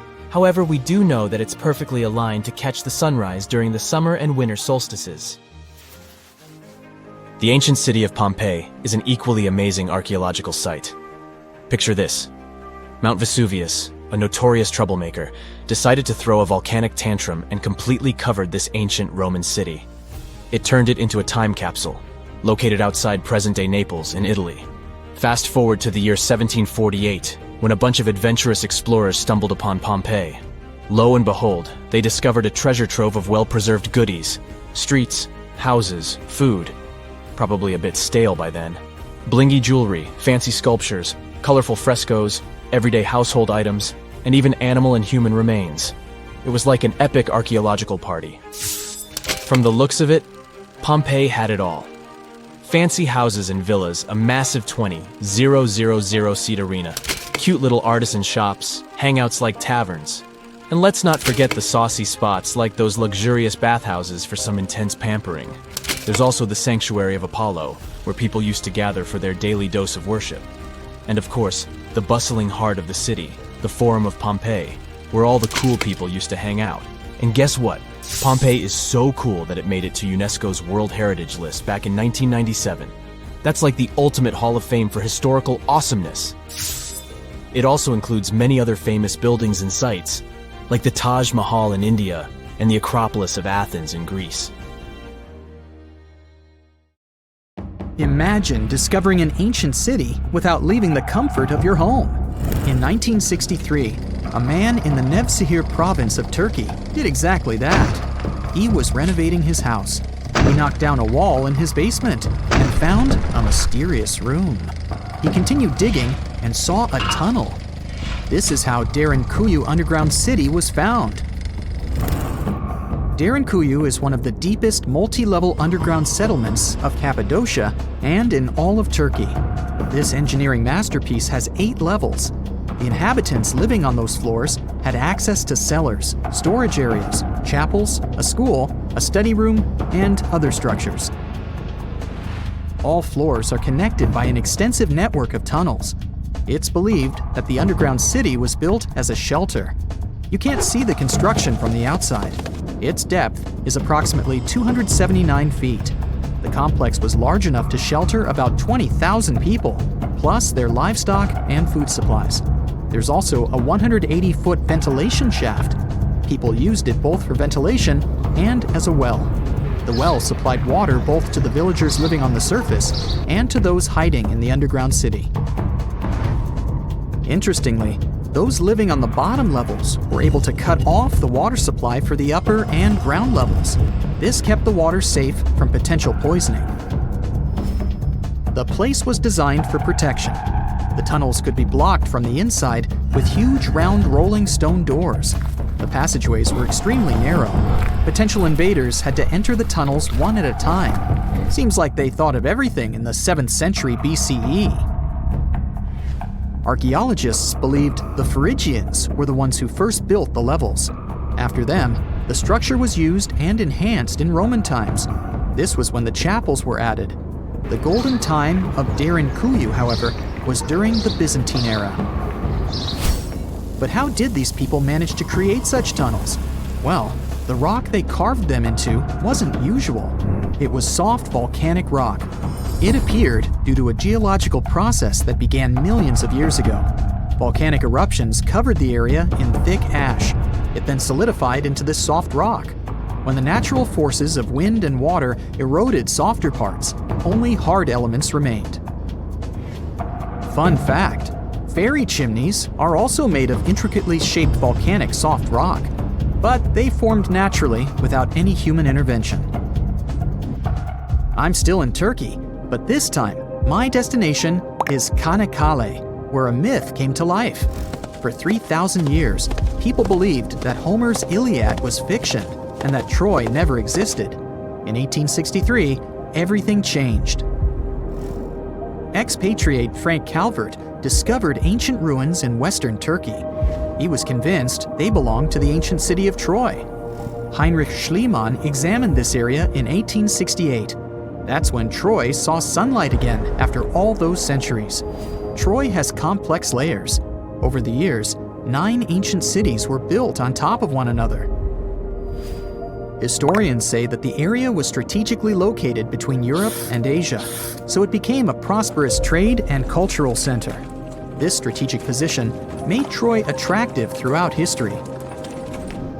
After the Trojan conflict, the city was abandoned between the years 1100 to 700 BCE. Then Greek settlers rediscovered the area, and Alexander the Great ruled there. The Romans then invaded the city. Speaking of this event, the first thing you would see when visiting the site is a replica of the wooden Trojan horse from a movie shot in 2004. The next stop is Lothal. In the 1950s, Lothal and several other Harappan sites were discovered in India. These new provinces extended the boundaries of the Indus Valley civilization. Lothal was an important part of the Harappan civilization. It had vast cotton and rice fields. Plus, it had a bead-making factory. Beads were made from semi-precious stones, like agate. Many of these beads were later found in Mesopotamia, which serves as evidence that Lothal was a thriving trading port. Archaeologists believe that the city was part of an ancient trade route. Traces of agriculture? Check. Traces of trade? Check. What else? The remains of residential buildings, streets, bathing pavements, and drains. Some real city planning, and impressive examples of early urbanization. The town was well constructed. There were modern houses. Some of them had 6 rooms, bathrooms, a large courtyard, and even a veranda. Lothal also had the world's oldest known dock. It linked the city with the Sabarmati River and the trade route. The ancient Mayan city of Calakmul is located in southern Mexico in the tropical forest of the Tierras Bajas. From 500 CE to 800 CE, Calakmul was home to over 50,000 people. There was a central plaza surrounded by outer districts. And if we count both the inhabitants of all those outer areas and those who lived in the center, Calakmul had a population of more than 1.5 million people. It was a city that was habitable for 12 centuries. It's believed that the place had more constructions than any other excavated Maya settlements in the region. After 1000 CE, the Maya civilization there faced a downfall. The settlement that was once the center of Mesoamerica was almost completely abandoned. The ancient city was at the heart of the second largest tropical forest in America. The site is well preserved, so today, if you were to visit it, you would be able to picture what life looked like in ancient Mayan times. The city remains include architectural complexes and sculpted monuments, defensive systems, quarries, water management features, agricultural terraces, massive temple pyramids, and palaces, not to mention a variety of body ornaments and other accompanying objects. It proves that complex state-organized societies lived in this tropical forest. The Mayans depicted nature in their paintings, pottery, sculptures, rituals, and even food. I'm moving on to a place people thought didn't really exist. The city of Thonis Heracleion appeared only in a few inscriptions and ancient texts. Turns out, it was waiting to be discovered for thousands of years. Scientists searched the majority of the coast of Egypt. But then, archaeologist Frank Gaudio and his team detected a colossal face looking at them from under the water. The ancient city of Heracleion was discovered completely submerged 4 miles off Alexandria's coast. In the ruins of the lost city, there were 64 ships, 700 anchors, and a treasure trove of gold coins. Archaeologists consider a 16-foot tall statue and the temple remains the most important findings discovered by the expedition. Back then, the city had ceremonies and celebrations that took place in the Temple of Amun. The ruins and artifacts were made from granite and diorite, so they were in good condition even after having been in contact with water for centuries. They give people a glimpse into what life was like 2,300 years ago in one of the most important trade ports of the world. The city had a network of canals. You can think of it as an ancient Egyptian Venice. The canals linked many separate harbors and anchorages. Towers, temples, houses, and other structures were also linked by bridges. Thonis Heracleion was the country's main port for international trade and the collection of taxes. No one really knows how the city ended up submerged, but archaeologists connect it with natural causes. At the end of the 2nd century BCE, most probably after a flood, Heracleion got covered with water. Then, Alexandria, the city founded by Alexander the Great, became more glorious than Heracleion. Before Alexandria's fame, Heracleion was the main port of entry to Egypt. So, after the disaster, many ships heading for Heracleion had to change their route and go to Alexandria. Heracleion lost its glory until its rediscovery in 1933. Mesa Verde is an American national park in Colorado. The park is the largest archaeological preserve in the U.S., with more than 5,000 sites, including 600 cliff dwellings. Mesa Verde means green table in Spanish. The name comes from the shape of the mountains in the area, with flat tops and steep sides. The park is an ancestral Puebloan archaeological site. Starting from 7500 BCE, a group of nomadic Paleo-Indians seasonally lived in Mesa Verde. They were hunters, gatherers, and crop farmers. They built the first pueblos in the region. By the end of the 12th century, the Mesa Verdeans began constructing massive cliff dwellings, which are now the best-known structures in the park. You're walking down the street. You see a strange-looking antique shop called Ageless Trinkets of Mr. Bright. You're curious, so you enter there. You take a look at all the weird stuff. Suddenly, an old folded parchment paper catches your attention. It's a world map, but something's off with it. Instead of showing the countries as you know them, it shows the locations of 4 mythical lost worlds and civilizations. Mr. Bright, the shop owner, comes next to you after realizing your shock. This map won't let you find these places or anything, but I can explain to you the legends behind them if you want, he says. Let me begin with Atlantis. You might know it as Aquaman's underwater kingdom, but Atlantis, the fictional island, was actually first introduced in 2 of Plato's works. According to him, Atlantis was a highly advanced civilization that existed about 9,000 years before his own time, and its story had been passed down by poets, authors, and others. He wrote about Atlantis and its citizens to give a moral lesson and to teach about the dangers of arrogance, as well as the eventual downfall of those who are after too much power. In his dialogues, Plato stated that Atlantis was a great and powerful empire that was respected in all parts of the world. It was founded by beings who were half deities and half human, and became a great naval power after a while. Being an island filled with gold, silver, and other precious metals certainly helped their case. But besides that, it was also known for its breathtaking architecture and state-of-the-art technology, as well as its countless rare and exotic wild animals. Atlanteans were proud of their great achievements and the perfection of their civilization, but their excessive pride was going to bring their downfall. They believed they were so superior that they could gain control over any nation. This led them to launch a series of invasions. They conquered many of the Mediterranean lands, but when it was time to enter Athens, Athenians pushed back with an extraordinary force, so the Atlanteans were finally defeated. Plato stated that deities then got angry at Atlanteans because of how wicked, greedy, and immoral they became. So they punished them by sending earthquakes, which caused Atlantis to sink beneath the sea.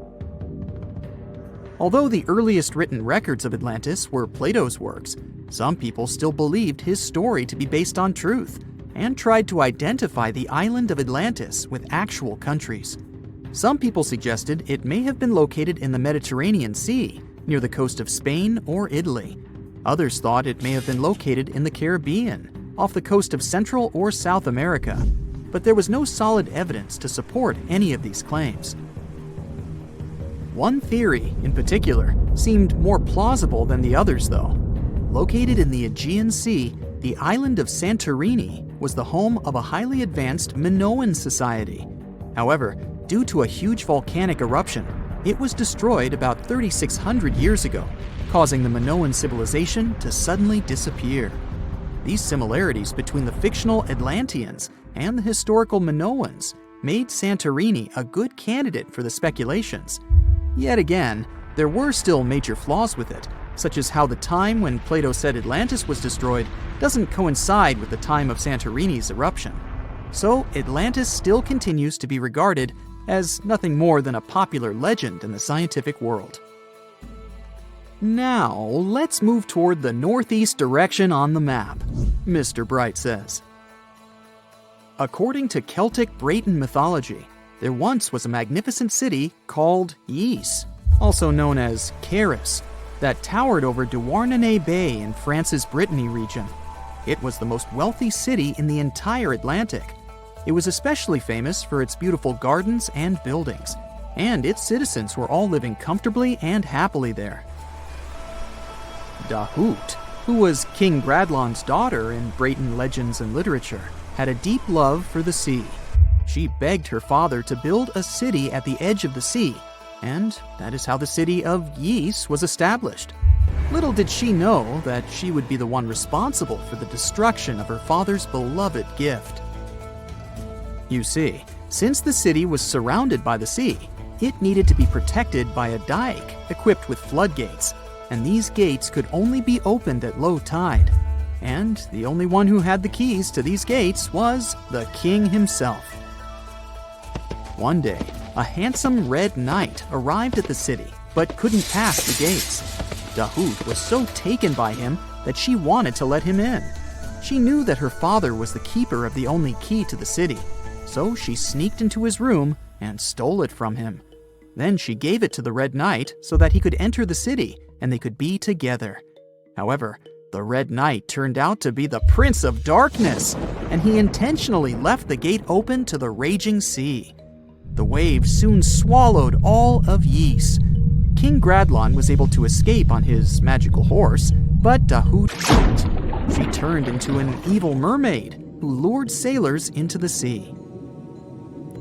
Today, if you go to Quimper, a city in Brittany, northwest France, you can find the statue of King Gradlon riding on his horse. Although the city of Ys is a legend, Brittany coast locals believe that on the days when the waters are calm, you can still hear the tolls of the city bells deep under the sea, if you listen carefully.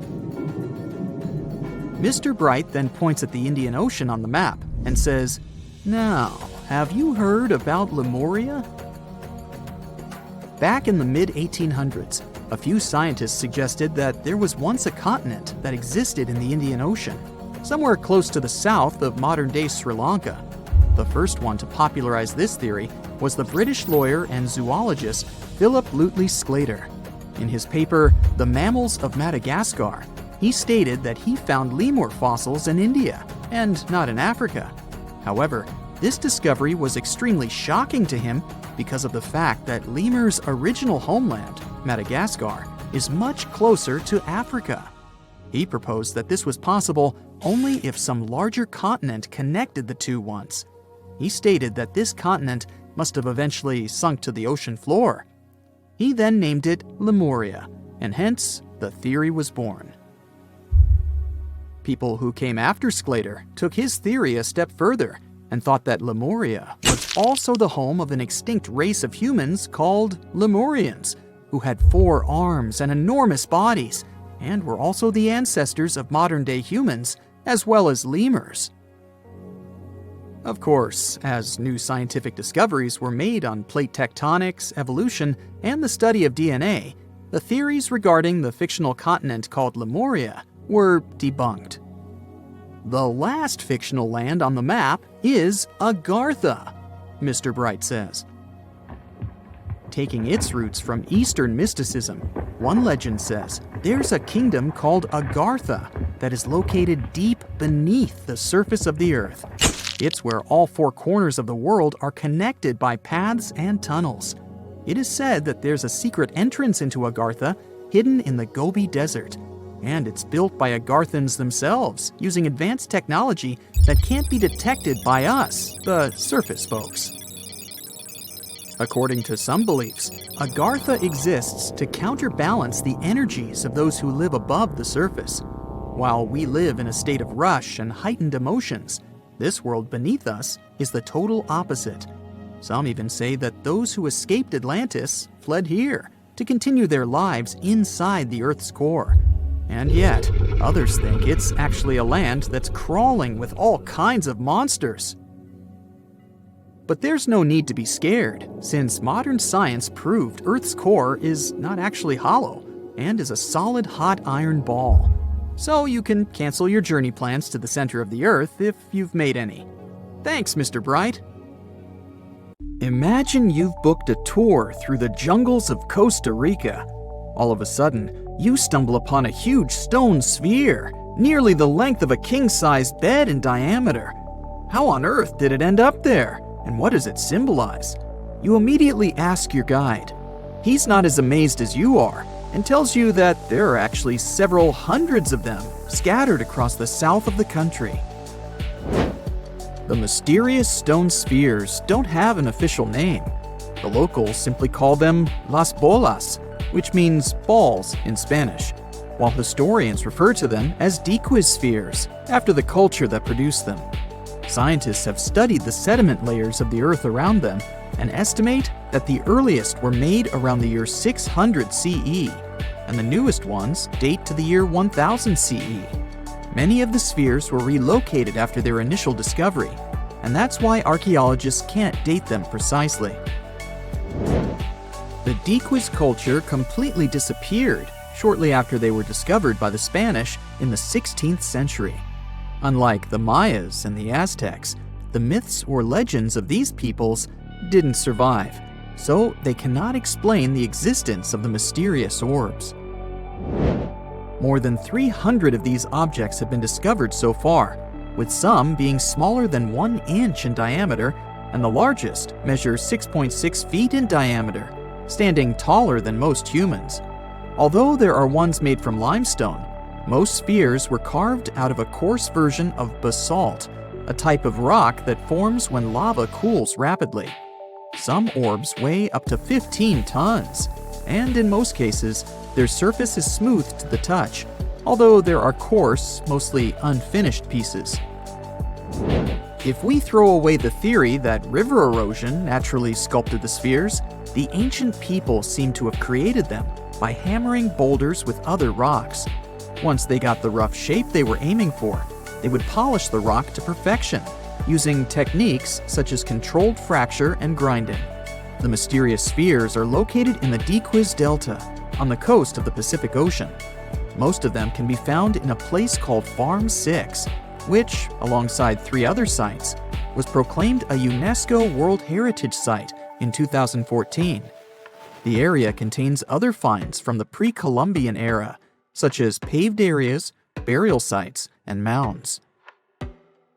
For centuries, the stone balls were hidden under a thick layer of sediment that protected them against the elements and looters until they were unearthed during the 1930s.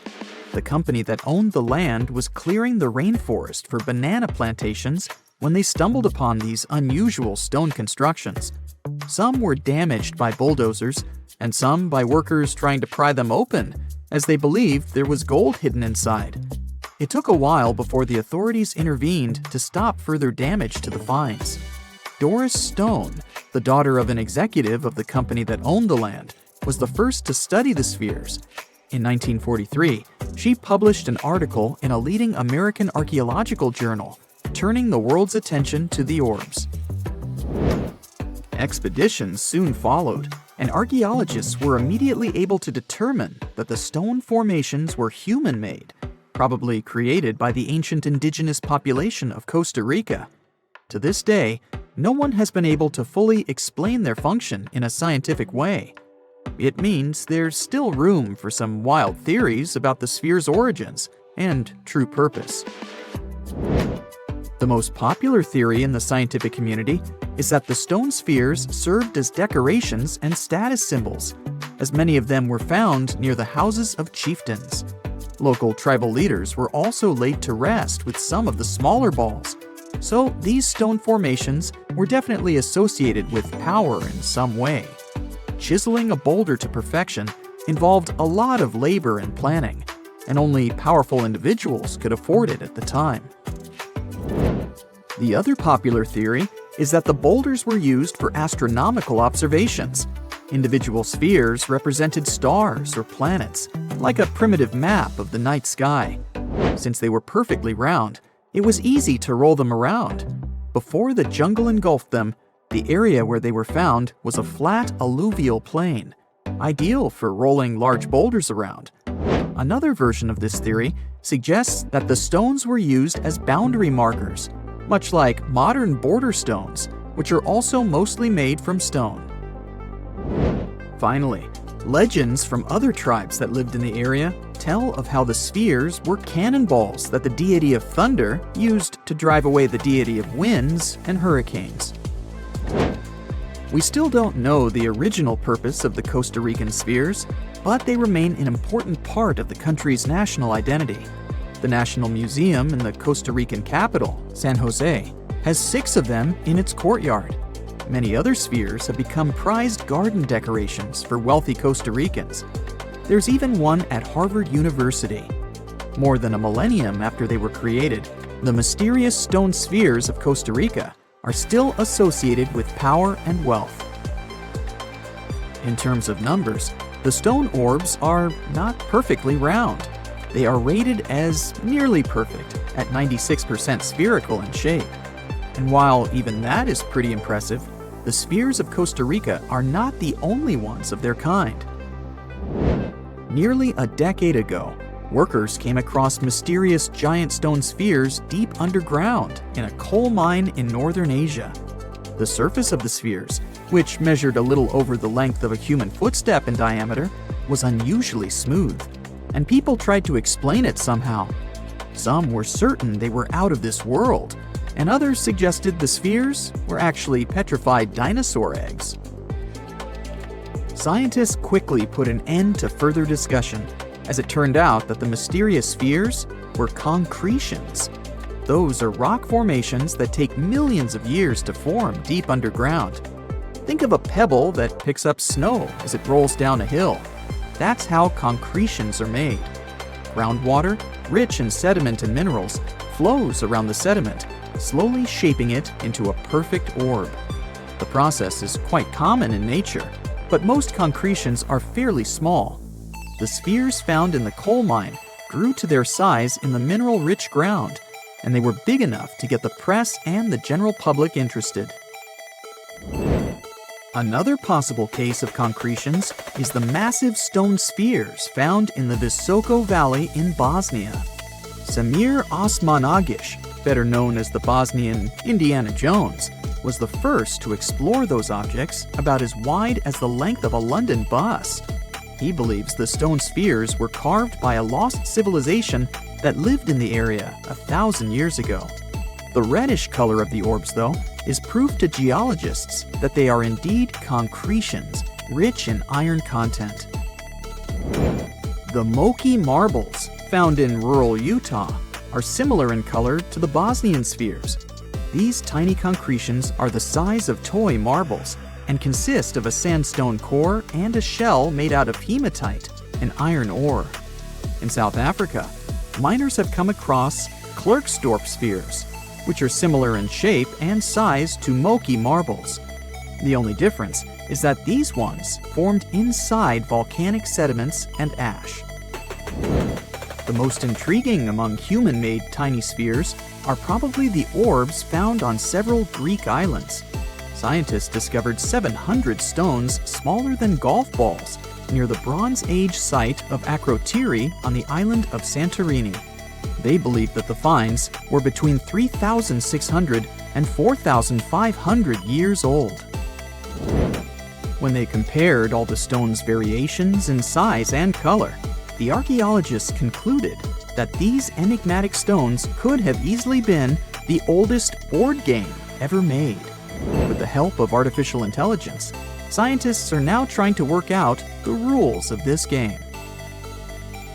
When you think of an epic desert scene with blazing sun, endless dunes, and those magical little oases, you probably picture the legendary Sahara, right?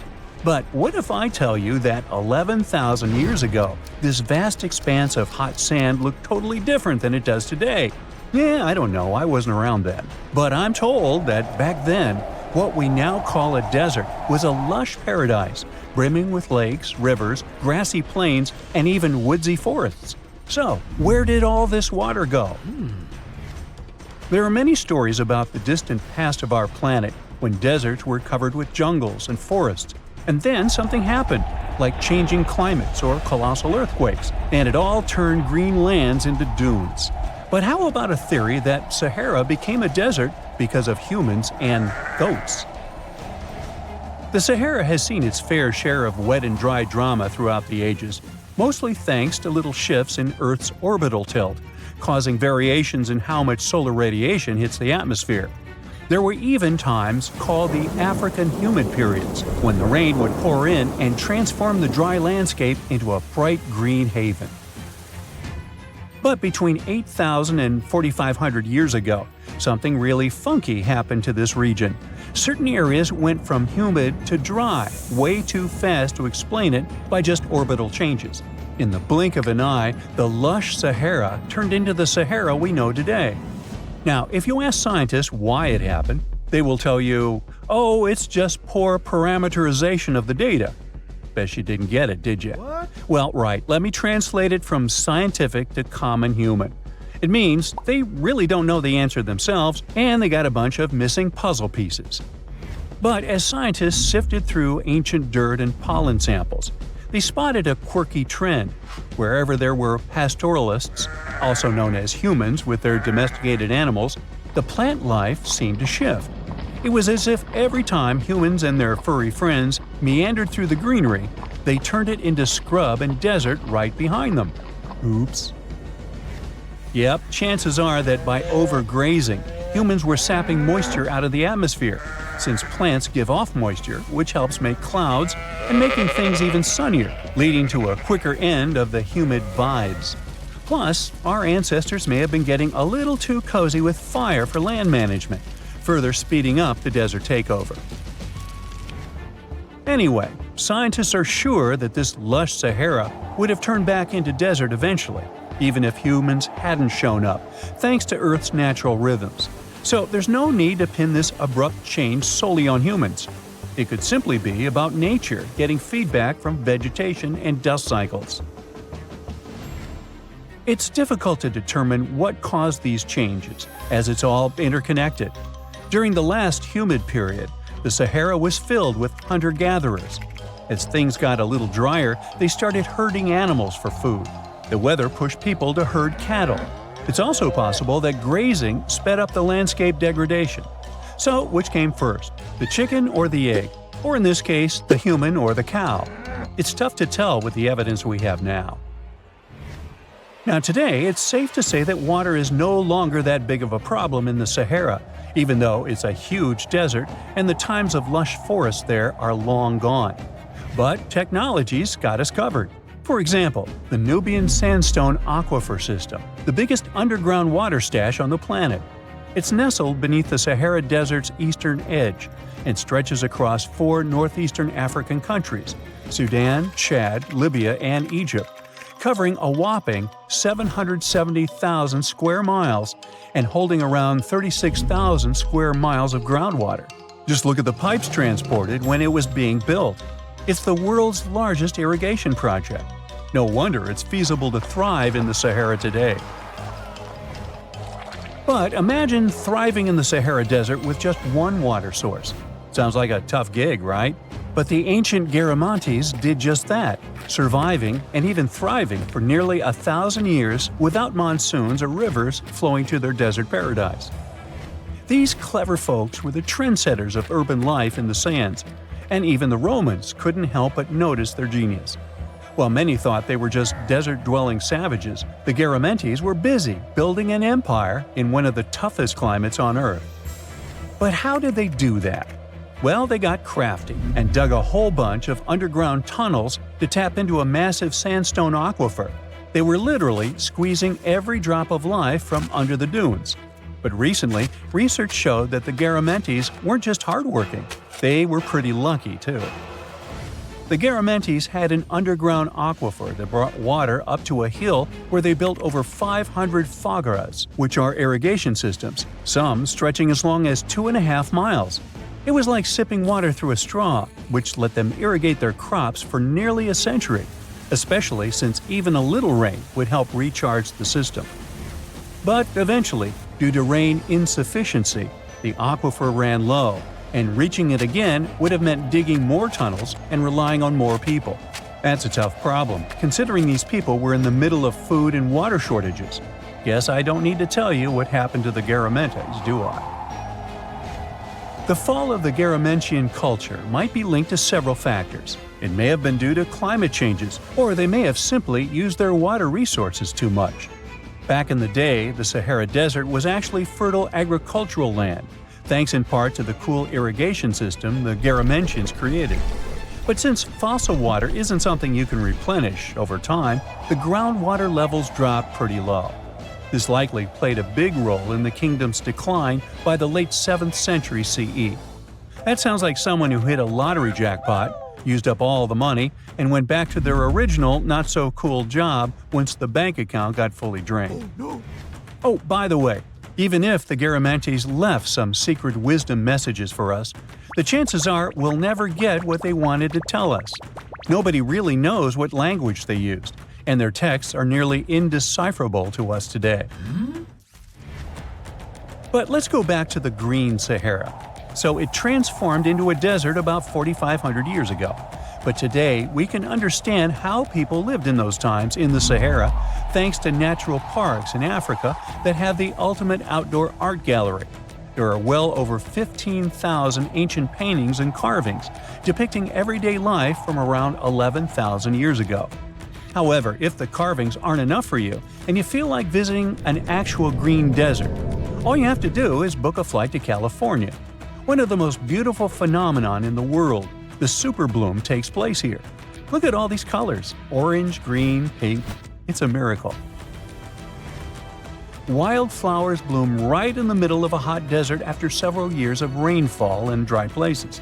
It's such a bright and colorful landscape that superblooms can be seen from space. This rare phenomenon can be observed in other arid places and deserts in western and southern Africa, Western Australia, and Chile. In all these places, the weather is very hot and dry in summer. Mild humid air comes in winter, and this is the ideal environment for mass flowering. Flower seeds that lie in desert sands can wait for decades before starting to produce flowers. When the hot sun destroys all the weeds and grass, and the rainfall becomes enough to moisten the soil, the seeds are kind of like, well, okay, now it's our turn to play a big game. And then hundreds of thousands of tourists come to take photos and post these beautiful pictures on social media. And this, unfortunately, is one of the main dangers for flowers. Therefore, if you find yourself in a place like this, don't pick the flowers and don't trample on them. Stay on the path, don't litter. Take only pictures and leave only footprints. You get it? Good. Now, how about some surreal hidden places to check out? Grab a flashlight and your backpack, and bon voyage! The trip starts in the mountainous country of Switzerland. You travel to the town of Waltensburg in the eastern part of the country. It's raining and it's very cold, but you still make your way to the bottom part of a mountain, where your first adventure awaits. After climbing up high in the mountains, you see a strangely shaped castle. To get there, you must walk up an extremely narrow pathway. Don't look down, you think to yourself. You tighten the straps of your backpack and manage to walk along the pass. Standing at the door of the castle, you really can't believe what you see: a 13th century fortress built entirely of stone. Today, all that is left of Krafenstein Castle is mainly its ruins, but their condition is good enough to get an idea of what the place looked like back in its glory days. You take your time to explore the castle inside, but honestly, this place gives you the chills and you're ready to move on. The next place on the list is Turkey. A plane and then a car ride later, you arrive in the city of Çorum in the northern part of the country. On the outskirts of Çorum, you find a valley filled with old, overgrown mountains and see the beginning of the trail you're about to hike. The way is extremely steep, but it leads to a secret door carved in the mountain. Congratulations! You've just arrived at Kapilikaya. The huge door is a massive arched stone that blocks the entrance to a hidden building. Experts think it has existed since the 2nd century BCE. Unfortunately, the huge door won't open, so what's hidden inside is a mystery today. It's guessed that there is a room inside. Some locals say there's a treasure hidden there too, but until today, no one has managed to enter the place to check. Okay, it's time to get moving before night falls. Next, you get the unique opportunity to travel to Ethiopia.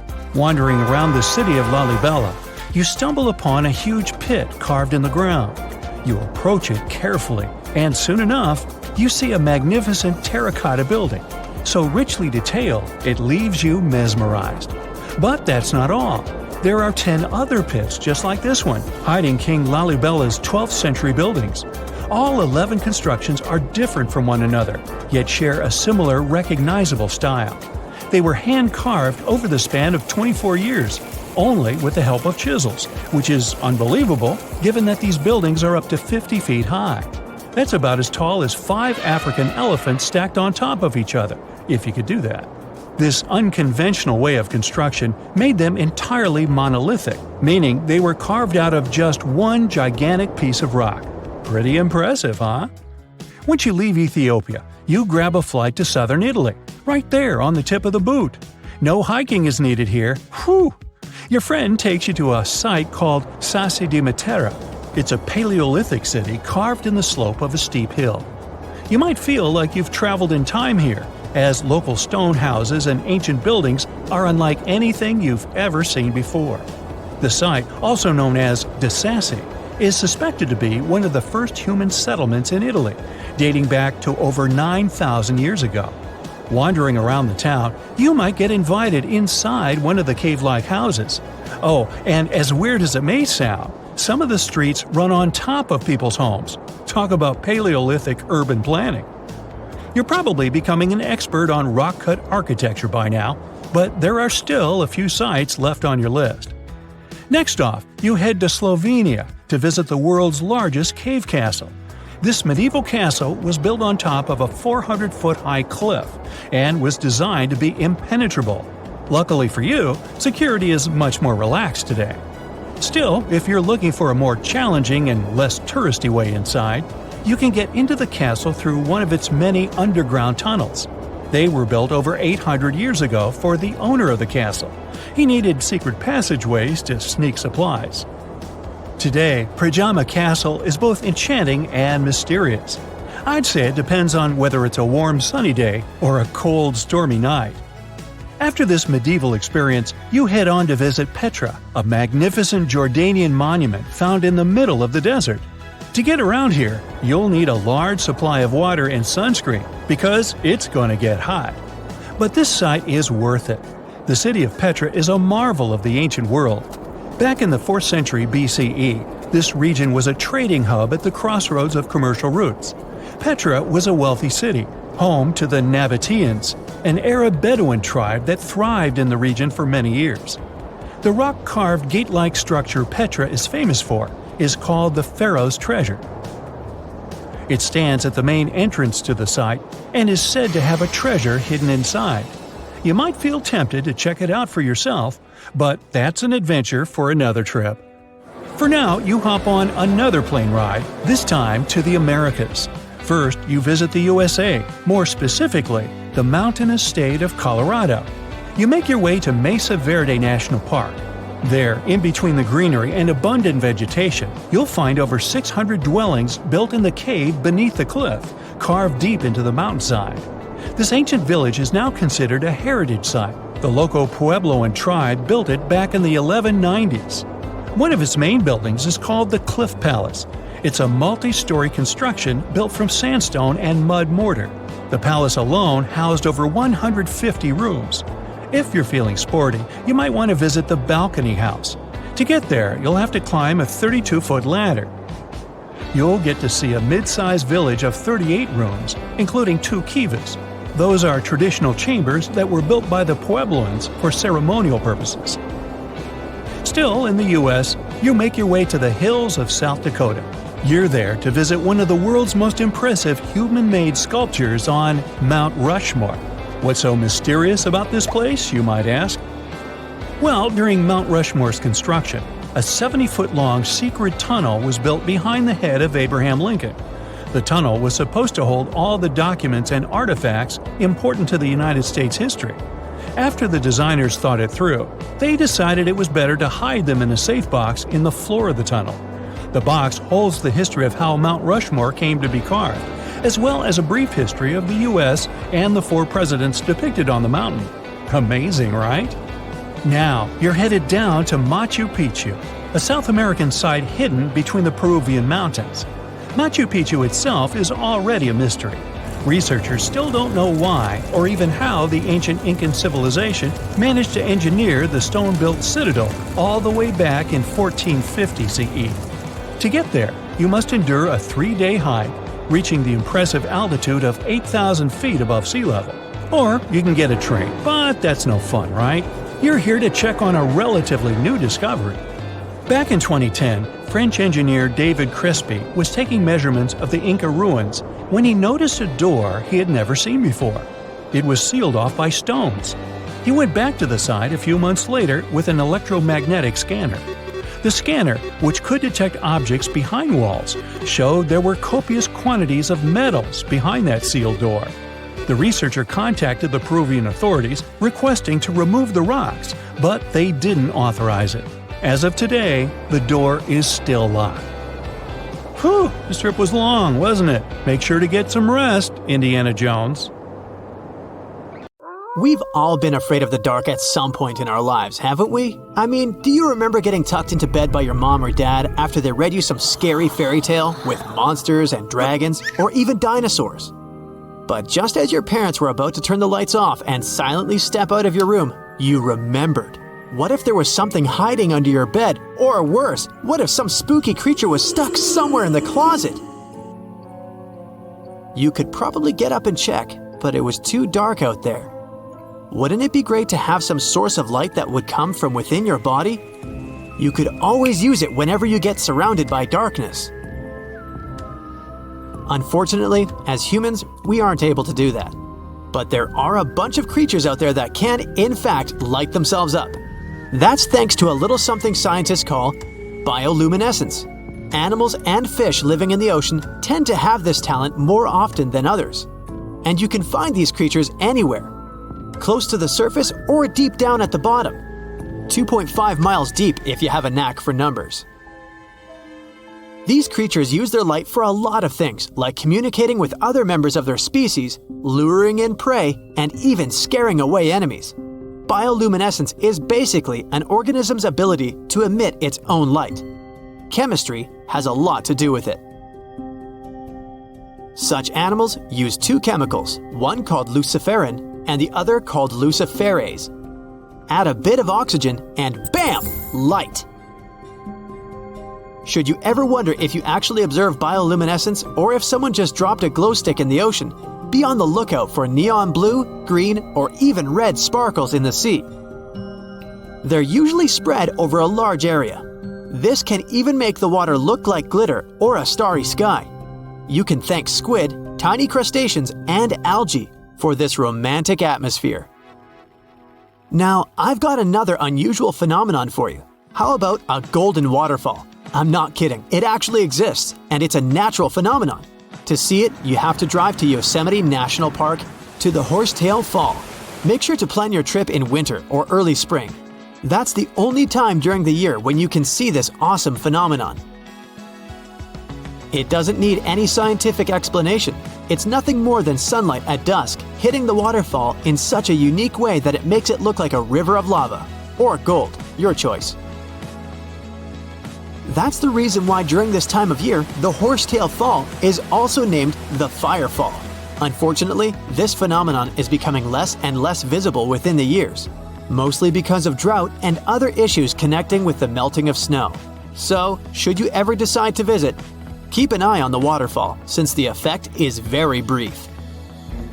Ever heard of a dirty thunderstorm? It's also called volcanic lightning. Apparently, specialists looking into the phenomenon have yet to fully grasp what it is. When a regular thunderstorm happens, particles with positive and negative charges collide, hence the giant spark we call lightning. it also makes a lot of noise, which you can recognize as thunder. But when a volcano is erupting, some of the volcanic ash particles get electrically charged, and while getting projected into the air with a huge force, they collide and cause electrical discharges. This whole process makes it look like there's lightning coming from the volcano itself. Imagine all that ash, gas, and smoke coming from the crater, and then add some electricity to the mix. It'll make the whole picture look really bizarre. No wonder this phenomenon is called the dirty thunderstorm. Now, how about clouds that look like waves? Those are called asperitas clouds, and they're actually quite close to the ground, unlike your regular day-to-day clouds. The name comes from the word aspero, which in Latin translates to rough or uneven. On rare occasion, you may spot such clouds when the weather is calm, but they're mostly associated with thunderstorms. These clouds appear during unstable atmospheric conditions, and surprisingly, they don't produce rain. Even though they do resemble dark storm-like clouds, they also create random patterns, tricking your eyes into thinking you're looking at the surface of the sea from under the water. Another impressive kind of cloud is called mammatus clouds. What makes them so special is a series of bulges emerging from the base of each cloud. One such cloud enters a level in the atmosphere where the wind direction changes. You can see these wave-like patterns in the sky. Australia is the place for you if you like surfing, but not all the waves you can catch there are made of water. Near a town called Hayden, there's a mysterious wave made out of rocks. This granite formation supposedly dates back to 2.63 billion years ago. That's way before dinosaurs started hanging around the planet. Standing at 49 feet high and 360 feet long, the wave was formed as a result of two processes: weathering and erosion. There's softer sediment at the base of the wave rock, which was chemically weathered by groundwater.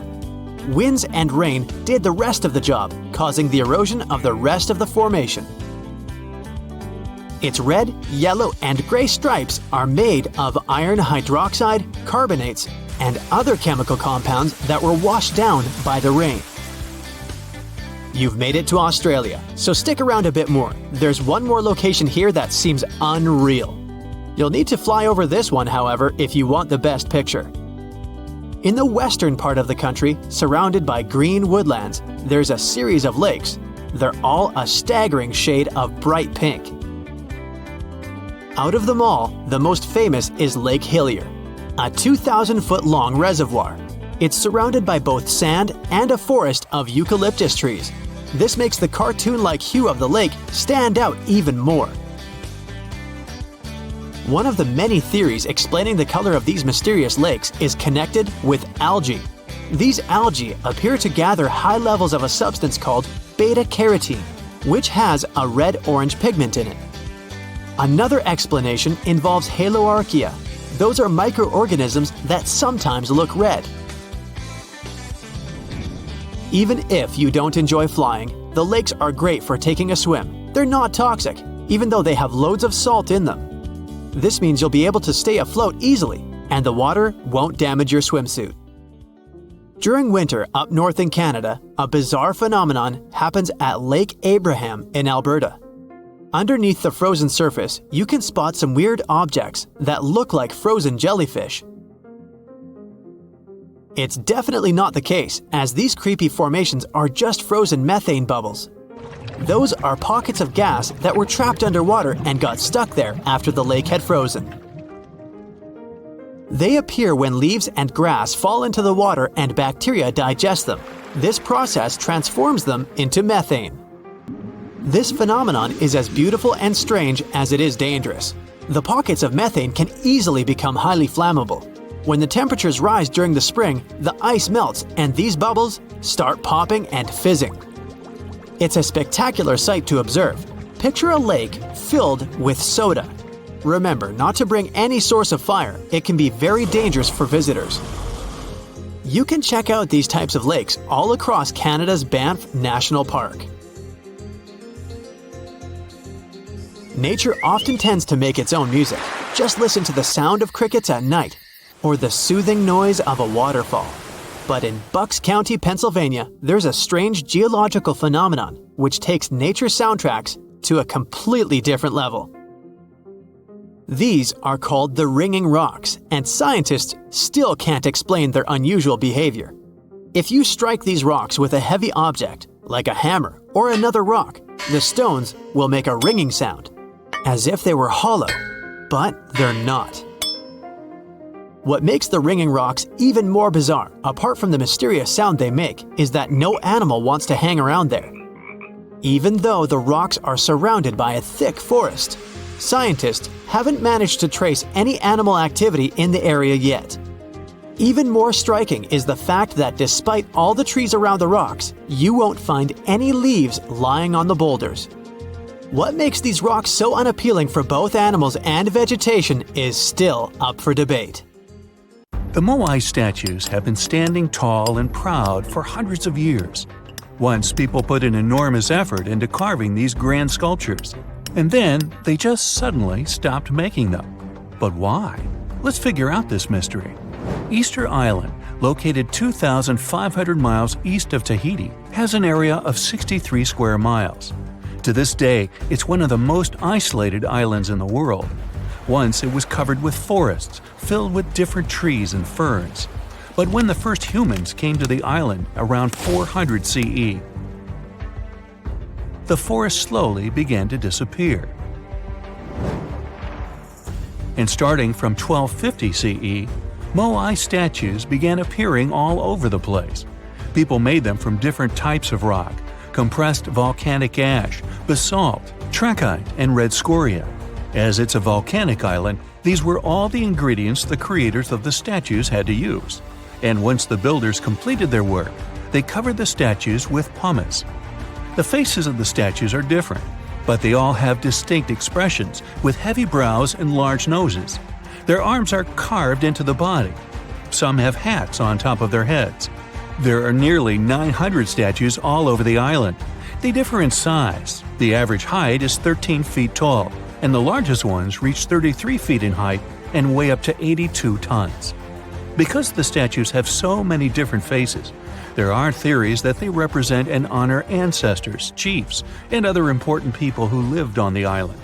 But without any clear evidence, it's almost impossible to figure out the true purpose of the moai. Once they stood beautifully along the coast, watching over people in settlements, and their backs faced toward the spirit world of the sea. When Europeans first discovered the moai statues in the 1700s, many of them had already toppled over, and the construction of statues had stopped way earlier than that. Huge amounts of effort were put into making these things. Expert craftspeople spent a great deal of time slowly carving the statues with basic picks. A team of up to 6 people would work hard for an entire year to make just one statue. Then they often had to transport it to its special place on the island, as far as 11 miles. With the help of carbon dating, experts have managed to figure out that the statues started to appear in 1250 CE. And then, suddenly, in 1500 CE or so, the process just stopped. The creators of the statue just left their stone chisels where they were last used, and only a quarter of all the statues were actually placed where they were supposed to be. Half of them still remained in the quarry, while others were left on the ground mid-transit. Something happened on the island, and it caused everyone to just lose interest in the statues. There are many theories around why it could happen, and they mostly relate to deforestation. Islanders may have used wood to move the statues across the island. They possibly did this with the help of sleds and ropes, or even used logs to roll the statues or canoes to float them. The wood started to deplete eventually. Trees on the island took very long to grow, and rats ate most seeds. People had many uses for wood, and they needed it not only for practical things, but also to create other statues. Another reason why the inhabitants of the island could have stopped building the statues might be that they were busy with other projects. Specialized rock gardens were becoming more common with a growing population. They were great for the soil, keeping it warm and fertilizing it at the same time. Islanders spent much time and effort making these rock gardens, and there simply wasn't enough time to focus on building and moving the statues. Another theory suggests that what people believed in changed over time. Supposedly, the islands once saw the statues as a connection to their ancestors. After some time, though, rituals depicting a show of strength and endurance became more widespread. And with these rituals, islanders started to carve images related to seabirds. Seabirds became the main animal on the island. People started to believe that their ancestors looked over them through birds instead of the statues, so there was no longer a reason to build the moai. Anyway, these theories might be true, but the main problem was that the small island couldn't support a growing population. What was once a lush land covered in forests quickly became a barren landscape. For the first few centuries, people relied on forest resources, but agriculture became more important sometime after 1550, when forests disappeared. Tribes that once worked together to build the fantastic monoliths focused on competing against one another instead. During this struggle for land and resources, the moai statues were toppled over because people wanted to reduce their significance. Over the following centuries, all the statues were pushed over, but not all of them deliberately. Many fell naturally after being neglected for so long. Some even ended up in the ocean water surrounding the island, and there they sat for a while. But there was some good news for these statues. They were re-erected, providing a great experience for visitors from all over the world. If you make a journey all the way to this isolated island, the first question you'll probably ask will not be how the statues were made or how they were moved. It will be, how on earth did anyone even make it here in the first place? It was one of the most amazing feats ever. The Polynesians sure did some pretty extraordinary things. From as early as 1500 BCE, these boat-faring people began to explore their world. They used the most advanced marine inventions of their time. They sailed across the ocean in catamarans and outrigger boats, starting in Southeast Asia and inhabiting many more places throughout the Pacific. They lived as far north as Hawaii in 900 BCE and all the way to the south in New Zealand by 1200 BCE. And the farthest journey to the east was, of course, Easter Island. In only a few hundred years, these early sailors inhabited an area of thousands of square miles. They simply memorized where they had already been and, this way, managed to navigate the ocean. They used a wide range of techniques. They watched the sun as it rose and set during the day. Stars helped them at night. If it was overcast and sailors couldn't figure out direction visually, they used other brilliant methods. They watched the movements of ocean currents and wave patterns and paid attention to bioluminescence in the water. These patterns helped them find where specific islands were located. These seafarers even understood how islands and atolls in the distance caused air and sea interference patterns. Birds provided them with certain signs too. Some of them migrated long distances from one island to another, which gave travelers some kind of a visual connection for their route. Other types of birds had specific feeding times. Sailors knew when and where they hunted and directed their boats depending on where these birds fed. Vikings certainly get way too much credit for their seafaring abilities. Where they used a sun compass, the early Polynesians relied purely on the knowledge of how nature itself could guide them. Their skills were so advanced that in 1769, Captain James Cook, an English explorer, even hired a Polynesian navigator because of his extensive knowledge of the seas. But even more surprising was the fact that he drew a map from memory. It covered an area that was 2,000 miles wide. In this region, there were 130 islands, and the navigator knew 74 of those islands by name. At the beginning of their voyage, Captain Cook often disregarded the navigator's advice. But toward the end of their journey, he was very impressed. He also recognized the Polynesians as possibly the most widespread nation on Earth. There are countless doors all over the world that haven't been opened for decades, and even centuries. The question is why? It seems that nowadays you can open any door you want. The truth is that some doors were sealed for a grave reason. And so far, nobody has found out what treasures and mysteries they hide. Here are 4 doors that keep their secrets all too well. The Taj Mahal. First up, we've got the Taj Mahal in India, one of the most romantic places in the world.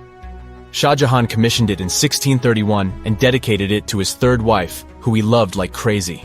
They were married for 19 years and had a whopping 14 kids together. But unfortunately, she passed away while giving birth to their last baby. Shah Jahan was heartbroken and decided to build an epic tomb to remember her by. The construction took a whopping 20 years to finish.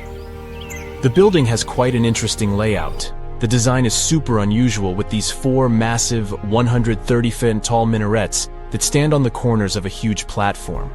They're not just there for looks. Back in the 17th century, architects were having some serious issues with buildings collapsing under their own weight. So, the chief architect of the Taj Mahal made sure to place those minarets as far away from the tomb as possible. And he even tilted them in a way so that if they did fall, they wouldn't wreck the rest of the Taj Mahal. Talk about planning ahead. The Taj Mahal is hiding some crazy secrets. There are sealed rooms all over the place that nobody is allowed to enter. And if you check out photos of the building from the riverside, you can spot 2 basements. But guess what? They're sealed up too. Nobody knows what's inside or why they've been locked up since the time of Shah Jahan. Apparently, there's a good reason why those rooms are off limits. Some researchers think that they were built using marble, which turns into a different substance called calcium carbonate if it's exposed to carbon dioxide. And when that happens, little bits of marble start chipping off like crazy. To make matters worse, there's no air flowing into these rooms. That means that if too much CO2 builds up in the basement, the 4 minarets could collapse. But wait, there's more. Some people think that the body of Shah Jahan's wife can be found in one of these sealed-up rooms in pristine condition. Why not? Who knows what the mysterious rooms might keep? The Great Sphinx of Giza. The Great Sphinx of Giza is shrouded in mystery.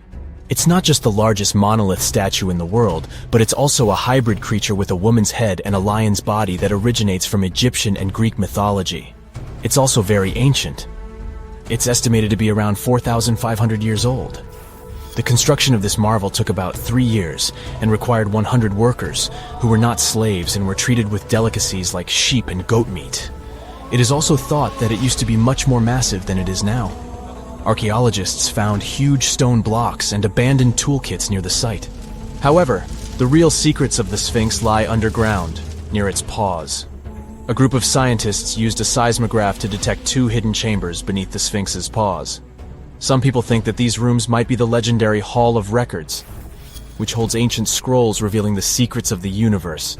I mean, that's way cooler than any library I've ever been to. Rumor has it that the Egyptians even had info on Atlantis stashed down there, which is like a super old version of a conspiracy theory.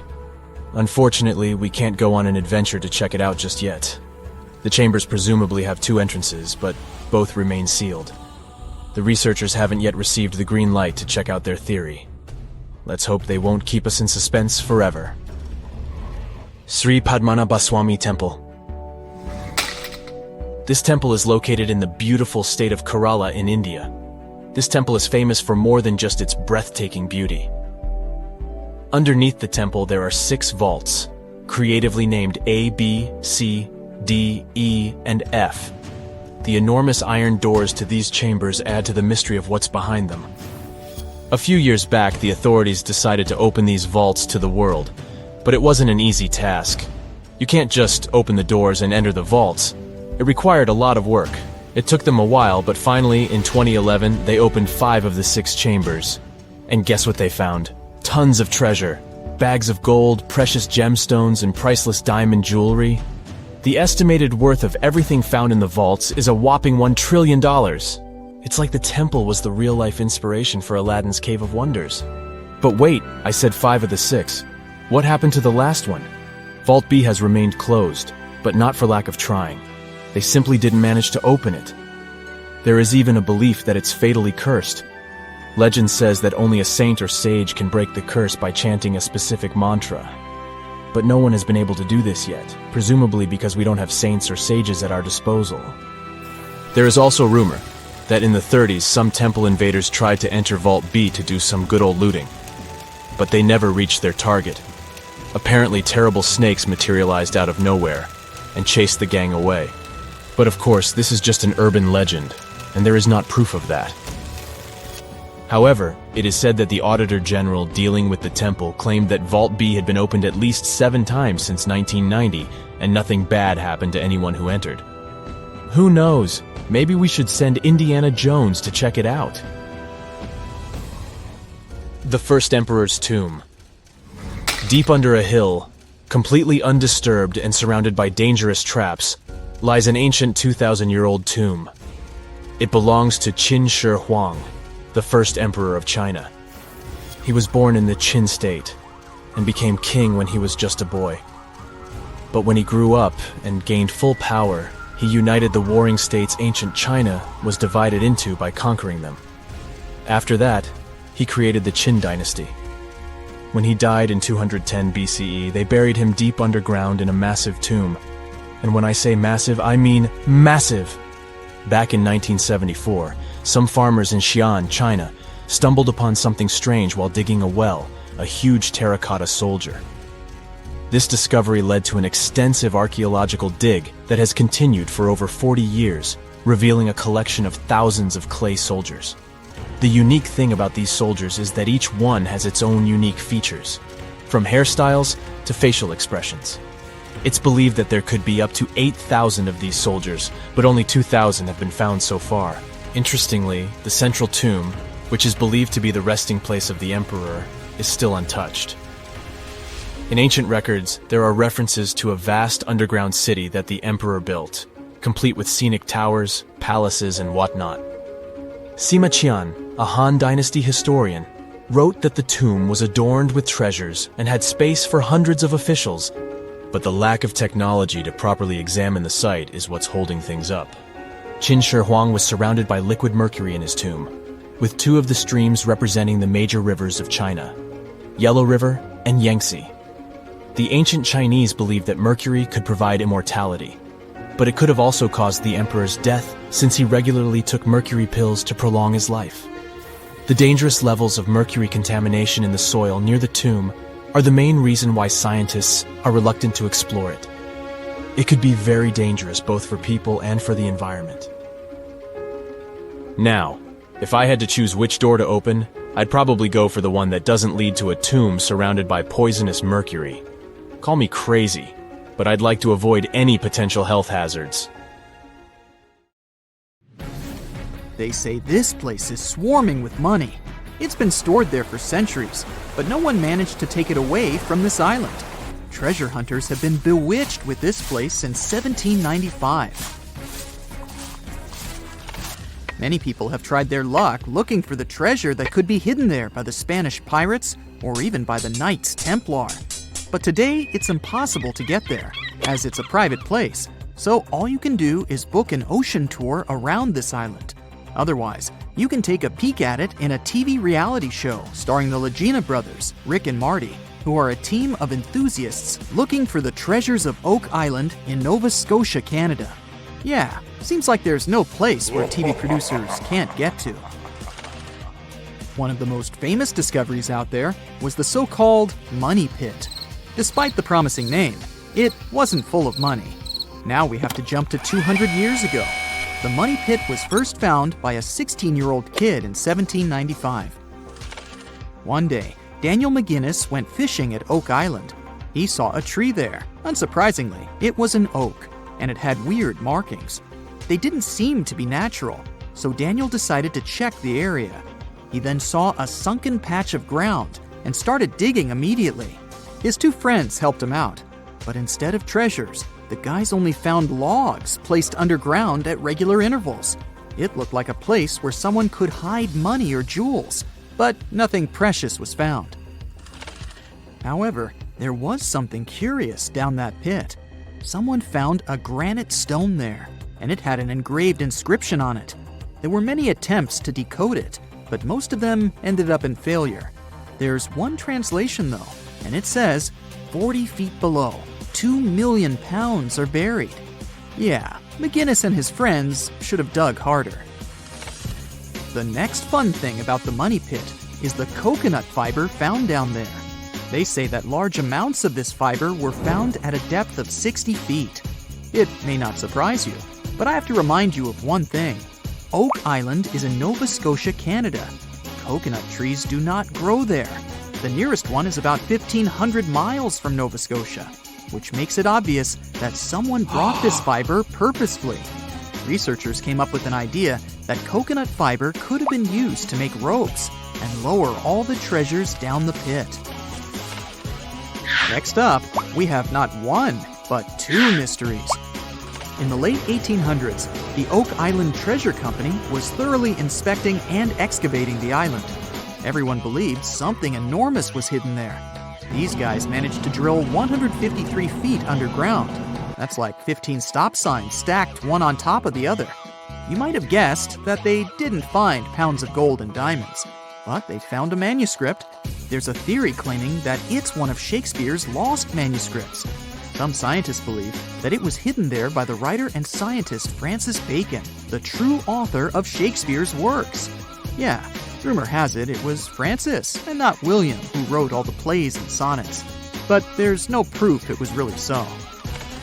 The Money Pit may be the most popular shaft on Oak Island, but it's not the only one, and it's not the first. Before the Money Pit discovery, treasure hunters were drilling at Smith's Cove. While damming there, they found a wooden piece. It was a U-shaped formation that had Roman numerals. After a more thorough inspection, the specialists realized it was supposedly dated to 1769. The Money Pit was discovered 26 years later. This fact created many speculations that this structure might have been part of the real shaft with treasures everyone was looking for. Now, look at this Templar coin. It wasn't the first discovery on the island, but it was crucial in some way. Even if it may not sound like a big deal today, in medieval times, those coins would amass an insane amount of wealth. They were typically stored in European fortresses. For the treasure hunters, this coin was a sure sign there was more to be found on the island. The logic is simple. If there's one coin of that kind, there must be something else. And they were right. It wasn't the only Templar discovery. On the southwest shore of the island, a crossbow bolt was found. Experts say it dates back to the 13th century. But, once again, that wasn't something the treasure hunters were after. Some more coins were found on the island. Rick and Marty Legina retrieved this precious piece from a swamp. The coin is made of copper, and this time, it originated from Spain. When it was found, the Legina brothers could only see the number 8 engraved on it. But later on, some experts studied this coin and claimed it was made sometime around the 17th century. They managed to clean it well and saw the date 1652 engraved on the back of this coin. There's a theory stating that Spanish explorers found some treasure but hid it instead of taking it to the king. So maybe this coin just dropped out of the chest full of coins and jewels and is part of the treasure everyone was after. Or someone could have accidentally lost it while looking for the treasure. Who knows? One more famous treasure hunter is Gary Drayton. Gary and his team, together with Rick Legina, came across 2 coins while metal detecting the island. Those were 17th century King Charles II Britannia coins. One of them had a very clear inscription on it, stating that the coin was minted back in 1771. Another swamp treasure of possibly Spanish origin is also here. This time, it's a silver ring. A specialist studied it closely and reported that it had been repaired twice. The ring was once made bigger, and it was also made smaller once. It's decorated with a floral design, which was popular in Europe in the 1730s. Among all the other curious things, Rick and Marty Legina found a silver button at Isaac Point. The button's pretty old. It supposedly dates back to the middle of the 18th century, and the notorious Money Pit was discovered later. This is why it wasn't a big deal of a find. It could simply belong to some farmer peacefully raising livestock on the island. There's no official record of any chest full of gems and coins found on Oak Island, but enthusiasts did find some jewels there. First off, the team found a brooch with a magnificent red gem. They mistakenly thought it was a ruby, but a professional gemologist stated it was a garnet. The piece was made of silver, and it's pretty old. Experts believe it was made around the 15 or 1600s. Another brooch they found didn't have any gems on it, but it had an intricate design. It's a brooch with a leaf design and an ornate rope. There are 13 branches of the leaf, which instantly created more mystery to the whole treasure hunting. First off, there's a carving with a 13-branched tree on a rock on the north shore of this island. What's more, many people believe that the number 13 is important to the Knights Templar. The enthusiasts also found a brooch not far away from the place where Daniel McGinnis, the guy who found the money pit, lived. The brooch was shown to a professional gemologist, Charles Luton Brain. He had to break it to the team that there were no gems adorning this piece of jewelry. In fact, the stone that seemed to be a gem was just a piece of glass. It was processed using a special technique though, so it was leaded glass. The enthusiasts decided to study the brooch even more and found out that part of the brooch was made of gold. The specialists claim that the brooch dates back to the 14th century. Was it the treasure everyone was looking for? Hey, if you think Stonehenge is one of the oldest stone monuments ever, well, let me introduce you to Göbekli Tepe. Buckle up, we gotta travel to Turkey to meet this really old guy. Yeah, he's too old to travel. Jokes aside, Göbekli Tepe, an archaeological site located in southeastern Turkey that dates back to the Neolithic period, around 10,000 BCE. It's considered to be one of the oldest and most significant archaeological discoveries in recent times. The site consists of a series of circular and rectangular structures made of stone pillars. Yeah, it does look like its younger brother Stonehenge. Some of those pillars are decorated with intricate carvings of animals and other symbols. Now, you maybe wonder, hey, why on earth did they make such a fascinating building? What was its purpose? Sorry, I got no answer for that. The purpose of the site is still unknown, but it is believed to have been a ceremonial center for the ancient people who lived in the area. The discovery of Göbekli Tepe has challenged long-held beliefs about the development of human civilization, as it suggests that complex societies may have emerged much earlier than previously thought. Okay, pack your stuff, our travel's just started. Next destination, Masada. It's an ancient fortress located in Israel on a plateau overlooking the Dead Sea. Hey, look at that view, spectacular, huh? It was built by King Herod the Great in the 1st century BCE, and it was very smartly built. Within the fortress, there were various facilities such as storehouses, barracks, a palace, and a set of cisterns capable of holding approximately 40,000 cubic meters of rainwater. People living there believed that the collected runoff from a single day's rainfall could provide sustenance for over 1,000 individuals for a period of 2 to 3 years. Access to the fortress was limited to 3 steep and winding paths leading up to fortified gates. Still, at one point, the fortress was occupied by people who had fled Jerusalem after the city was captured by the Romans. They held out against the invaders for several months, but eventually they were defeated. But these guys didn't surrender. The story of Masada has become a symbol of resistance and bravery. Today, Masada is a popular tourist attraction and a UNESCO World Heritage Site. The next flight is going to be short. We're popping over to Egypt to see the Karnak Temple Complex. It's a vast ancient Egyptian temple complex located in the city of Luxor, Egypt. It was built over a period of 2,000 years and covers an area of more than 200 acres. The complex is dedicated to the worship of the deity Amun-Roka. Wait a minute, that should be Amun-Ra, and it was one of the most important religious centers in ancient Egypt. The Karnak Temple consists of several temples, chapels, and other buildings, including the Great Temple of Amun, the Temple of Khonsu, and the Temple of Ptah. Ptah! The Great Temple of Amun is the largest and most impressive temple in the complex, with massive columns, statues, and other decorations. One of the most famous features of the Karnak Temple complex is the Avenue of Sphinxes, which is a long avenue lined with Sphinx statues that leads from the entrance of the complex to the Great Temple of Amun. Another notable feature is the Hypostyle Hall, which is a massive hall with 134 columns that are over 70 feet high.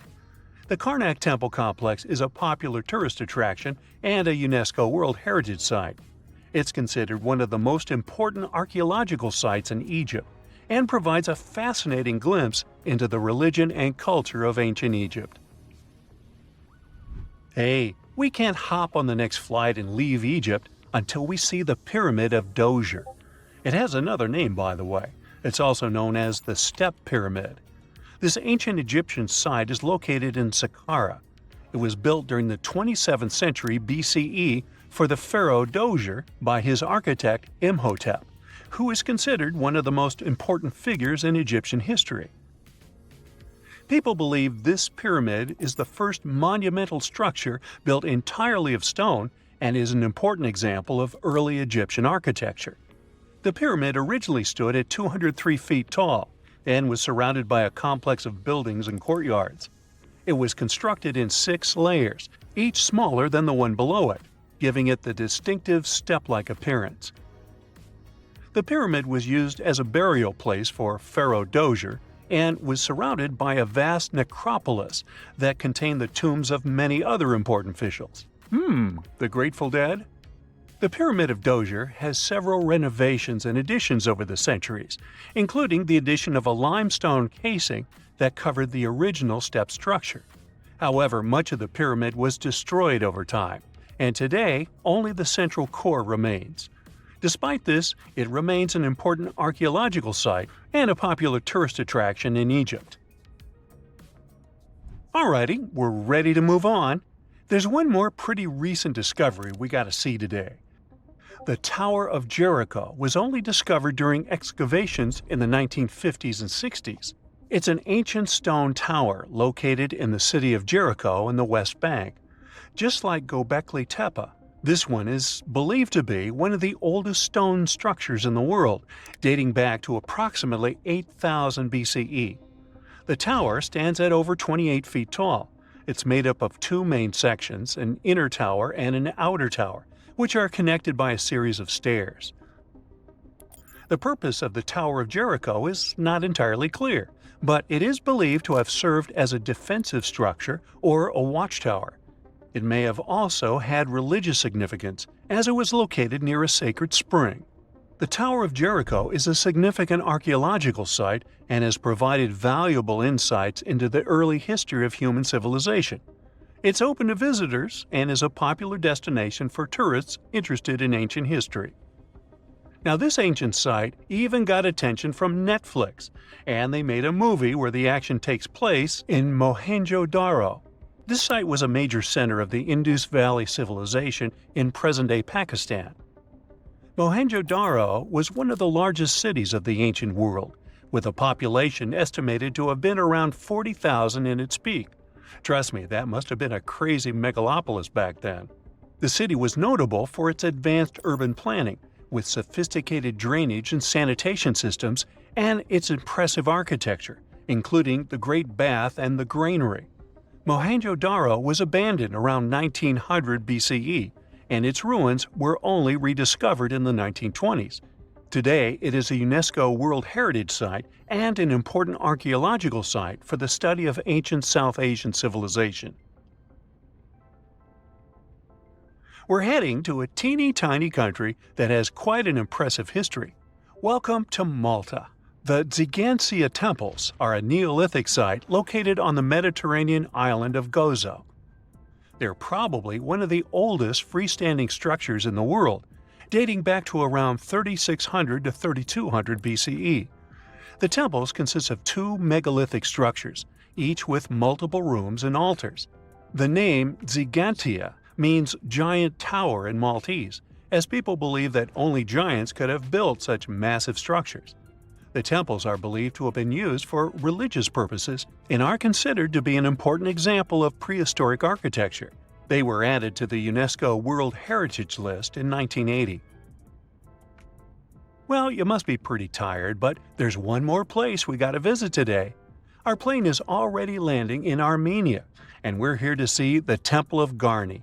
Look, this one is well preserved.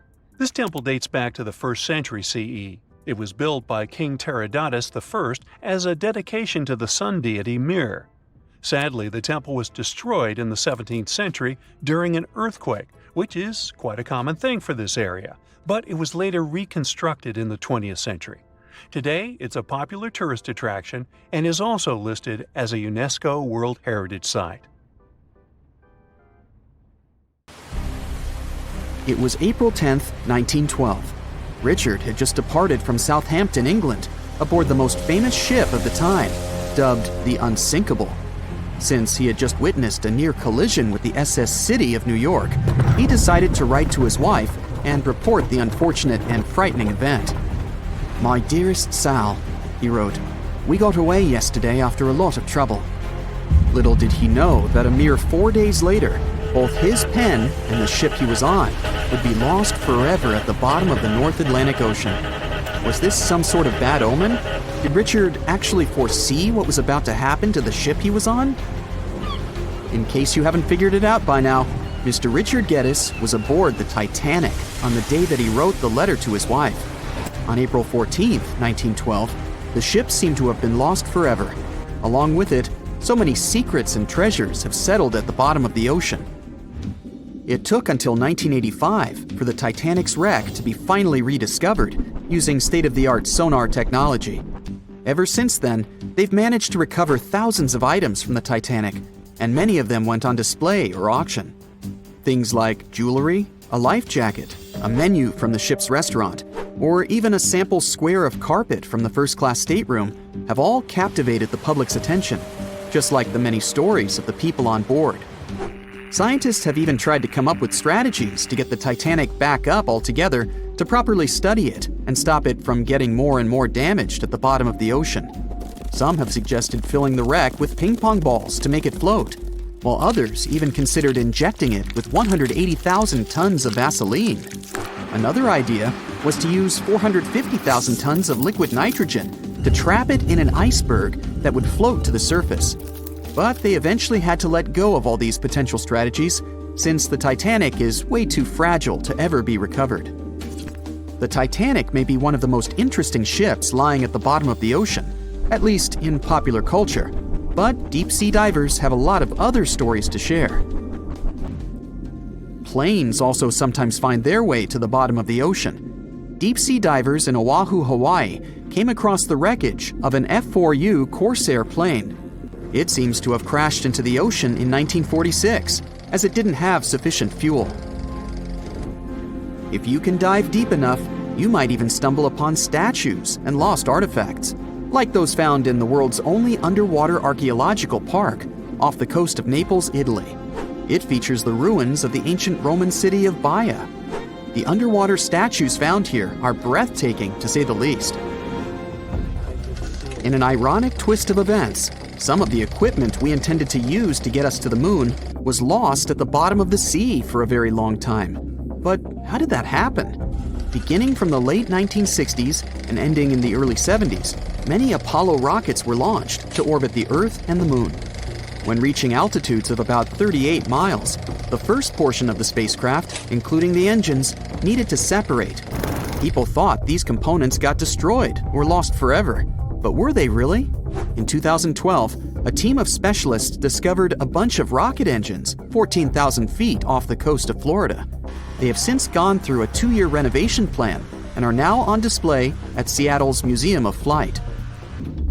Can you imagine stumbling upon a whole city underwater? Back in 2001, a lost city was discovered in the Gulf of Cambay, off the coast of India. Some archaeologists believe it to be the oldest city in history. By comparison, it's almost the size of Manhattan and features massive walls and even plazas. They stumbled upon pieces of sculpture, artwork, and even what looked like ancient wooden furniture, believed to date back up to 9,500 years ago and 5,000 years older than any city previously discovered. Okay, how about an underwater river? I can't even imagine what that would look like, but some deep divers claim to have seen it south of Thule, Mexico. Is that even possible? Well, not really, since the Cenote Angelita Cave is not a true river, but a very special type of optical illusion. It's formed by a halocline, meaning a cloud of hydrogen sulfide at the bottom of this underwater cave. Turns out you can actually swim right through this cloud, which makes you feel like you're swimming through a flowing body of water. Not all things discovered underwater are inanimate objects. Some of them are actually quite scary sea creatures. A jellyfish might not be on your list of things to look out for if you can avoid the stings. But this giant one, also known as a lion's mane jellyfish, is the largest known species of its kind. In all fairness, you'll only uncover it if you happen to dive into the waters of the Arctic, Northern Atlantic, and Northern Pacific Oceans. You surely won't miss it, since it stretches across 120 feet from the top to the bottom of its tentacles. When it comes to deep-sea diving, a lot of people are looking to discover some lost treasure. One diver was lucky enough to have hit the literal jackpot when he came upon nearly $1 million worth of treasure on the bottom of the seabed. That was back in 2015, when this lucky diver was swimming just off the coast of Florida. What did he find, you might ask? Well, about 51 gold coins, 40 feet of gold chain, and a rare single coin that was tailored for the King of Spain, Philip V. Speaking of people looking for lost treasures, divers also sometimes found pirate ships. They discovered one of these pirate shipwrecks in 2015 off the coast of Colombia. It dates back to the 18th century. The value of this forgotten ship was estimated to be between $4 billion and $17 billion, as it contained treasures, precious stones, gold, and countless other really valuable items. By comparison, a whole island in the Bahamas is up for grabs at $75 million. A computer is the last thing you'd ever expect to discover underwater, right? And this was no regular computer, but an ancient one. And yet, someone stumbled upon it between 1900 and 1901 on the spot of a shipwreck located off one Greek island. Researchers believe this weird stone contraption to be the earliest form of a computer. It was designed to serve many purposes, such as predicting astronomical positions and eclipses on the calendar. Since humanity lost most of the technology used back then, it was wonderful to rediscover it so many years later. It let us piece together many of the ancient Greeks' accomplishments. The computer is now at the National Archaeological Museum of Athens, should you ever want to check it out in person. This has to be one of the most mysterious places on Earth. It's called the Mariana Trench, and it's the deepest part of the Earth's oceans. We really don't know how deep it is, since it's so difficult to measure, but it's somewhere around 7 miles deep and 5 times longer than the Grand Canyon. They first studied this massive underwater hole back in 1875 using a weighted rope. Back in 2012, a Canadian film director named James Cameron reached the bottom of the trench in the submersible vessel Deep Sea Challenger. Some of the most bizarre creatures on the planet call this place their home, including the Dumbo octopus, the sea cucumber, and the goblin shark. The Mariana Trench took its name after the nearby Mariana Islands, which are named Las Marianas in honor of the Spanish Queen Mariana of Austria. That's it for today. So hey, if you pacified your curiosity, then give the video a like and share it with your friends. Or if you want more, just click on these videos and stay on the bright side.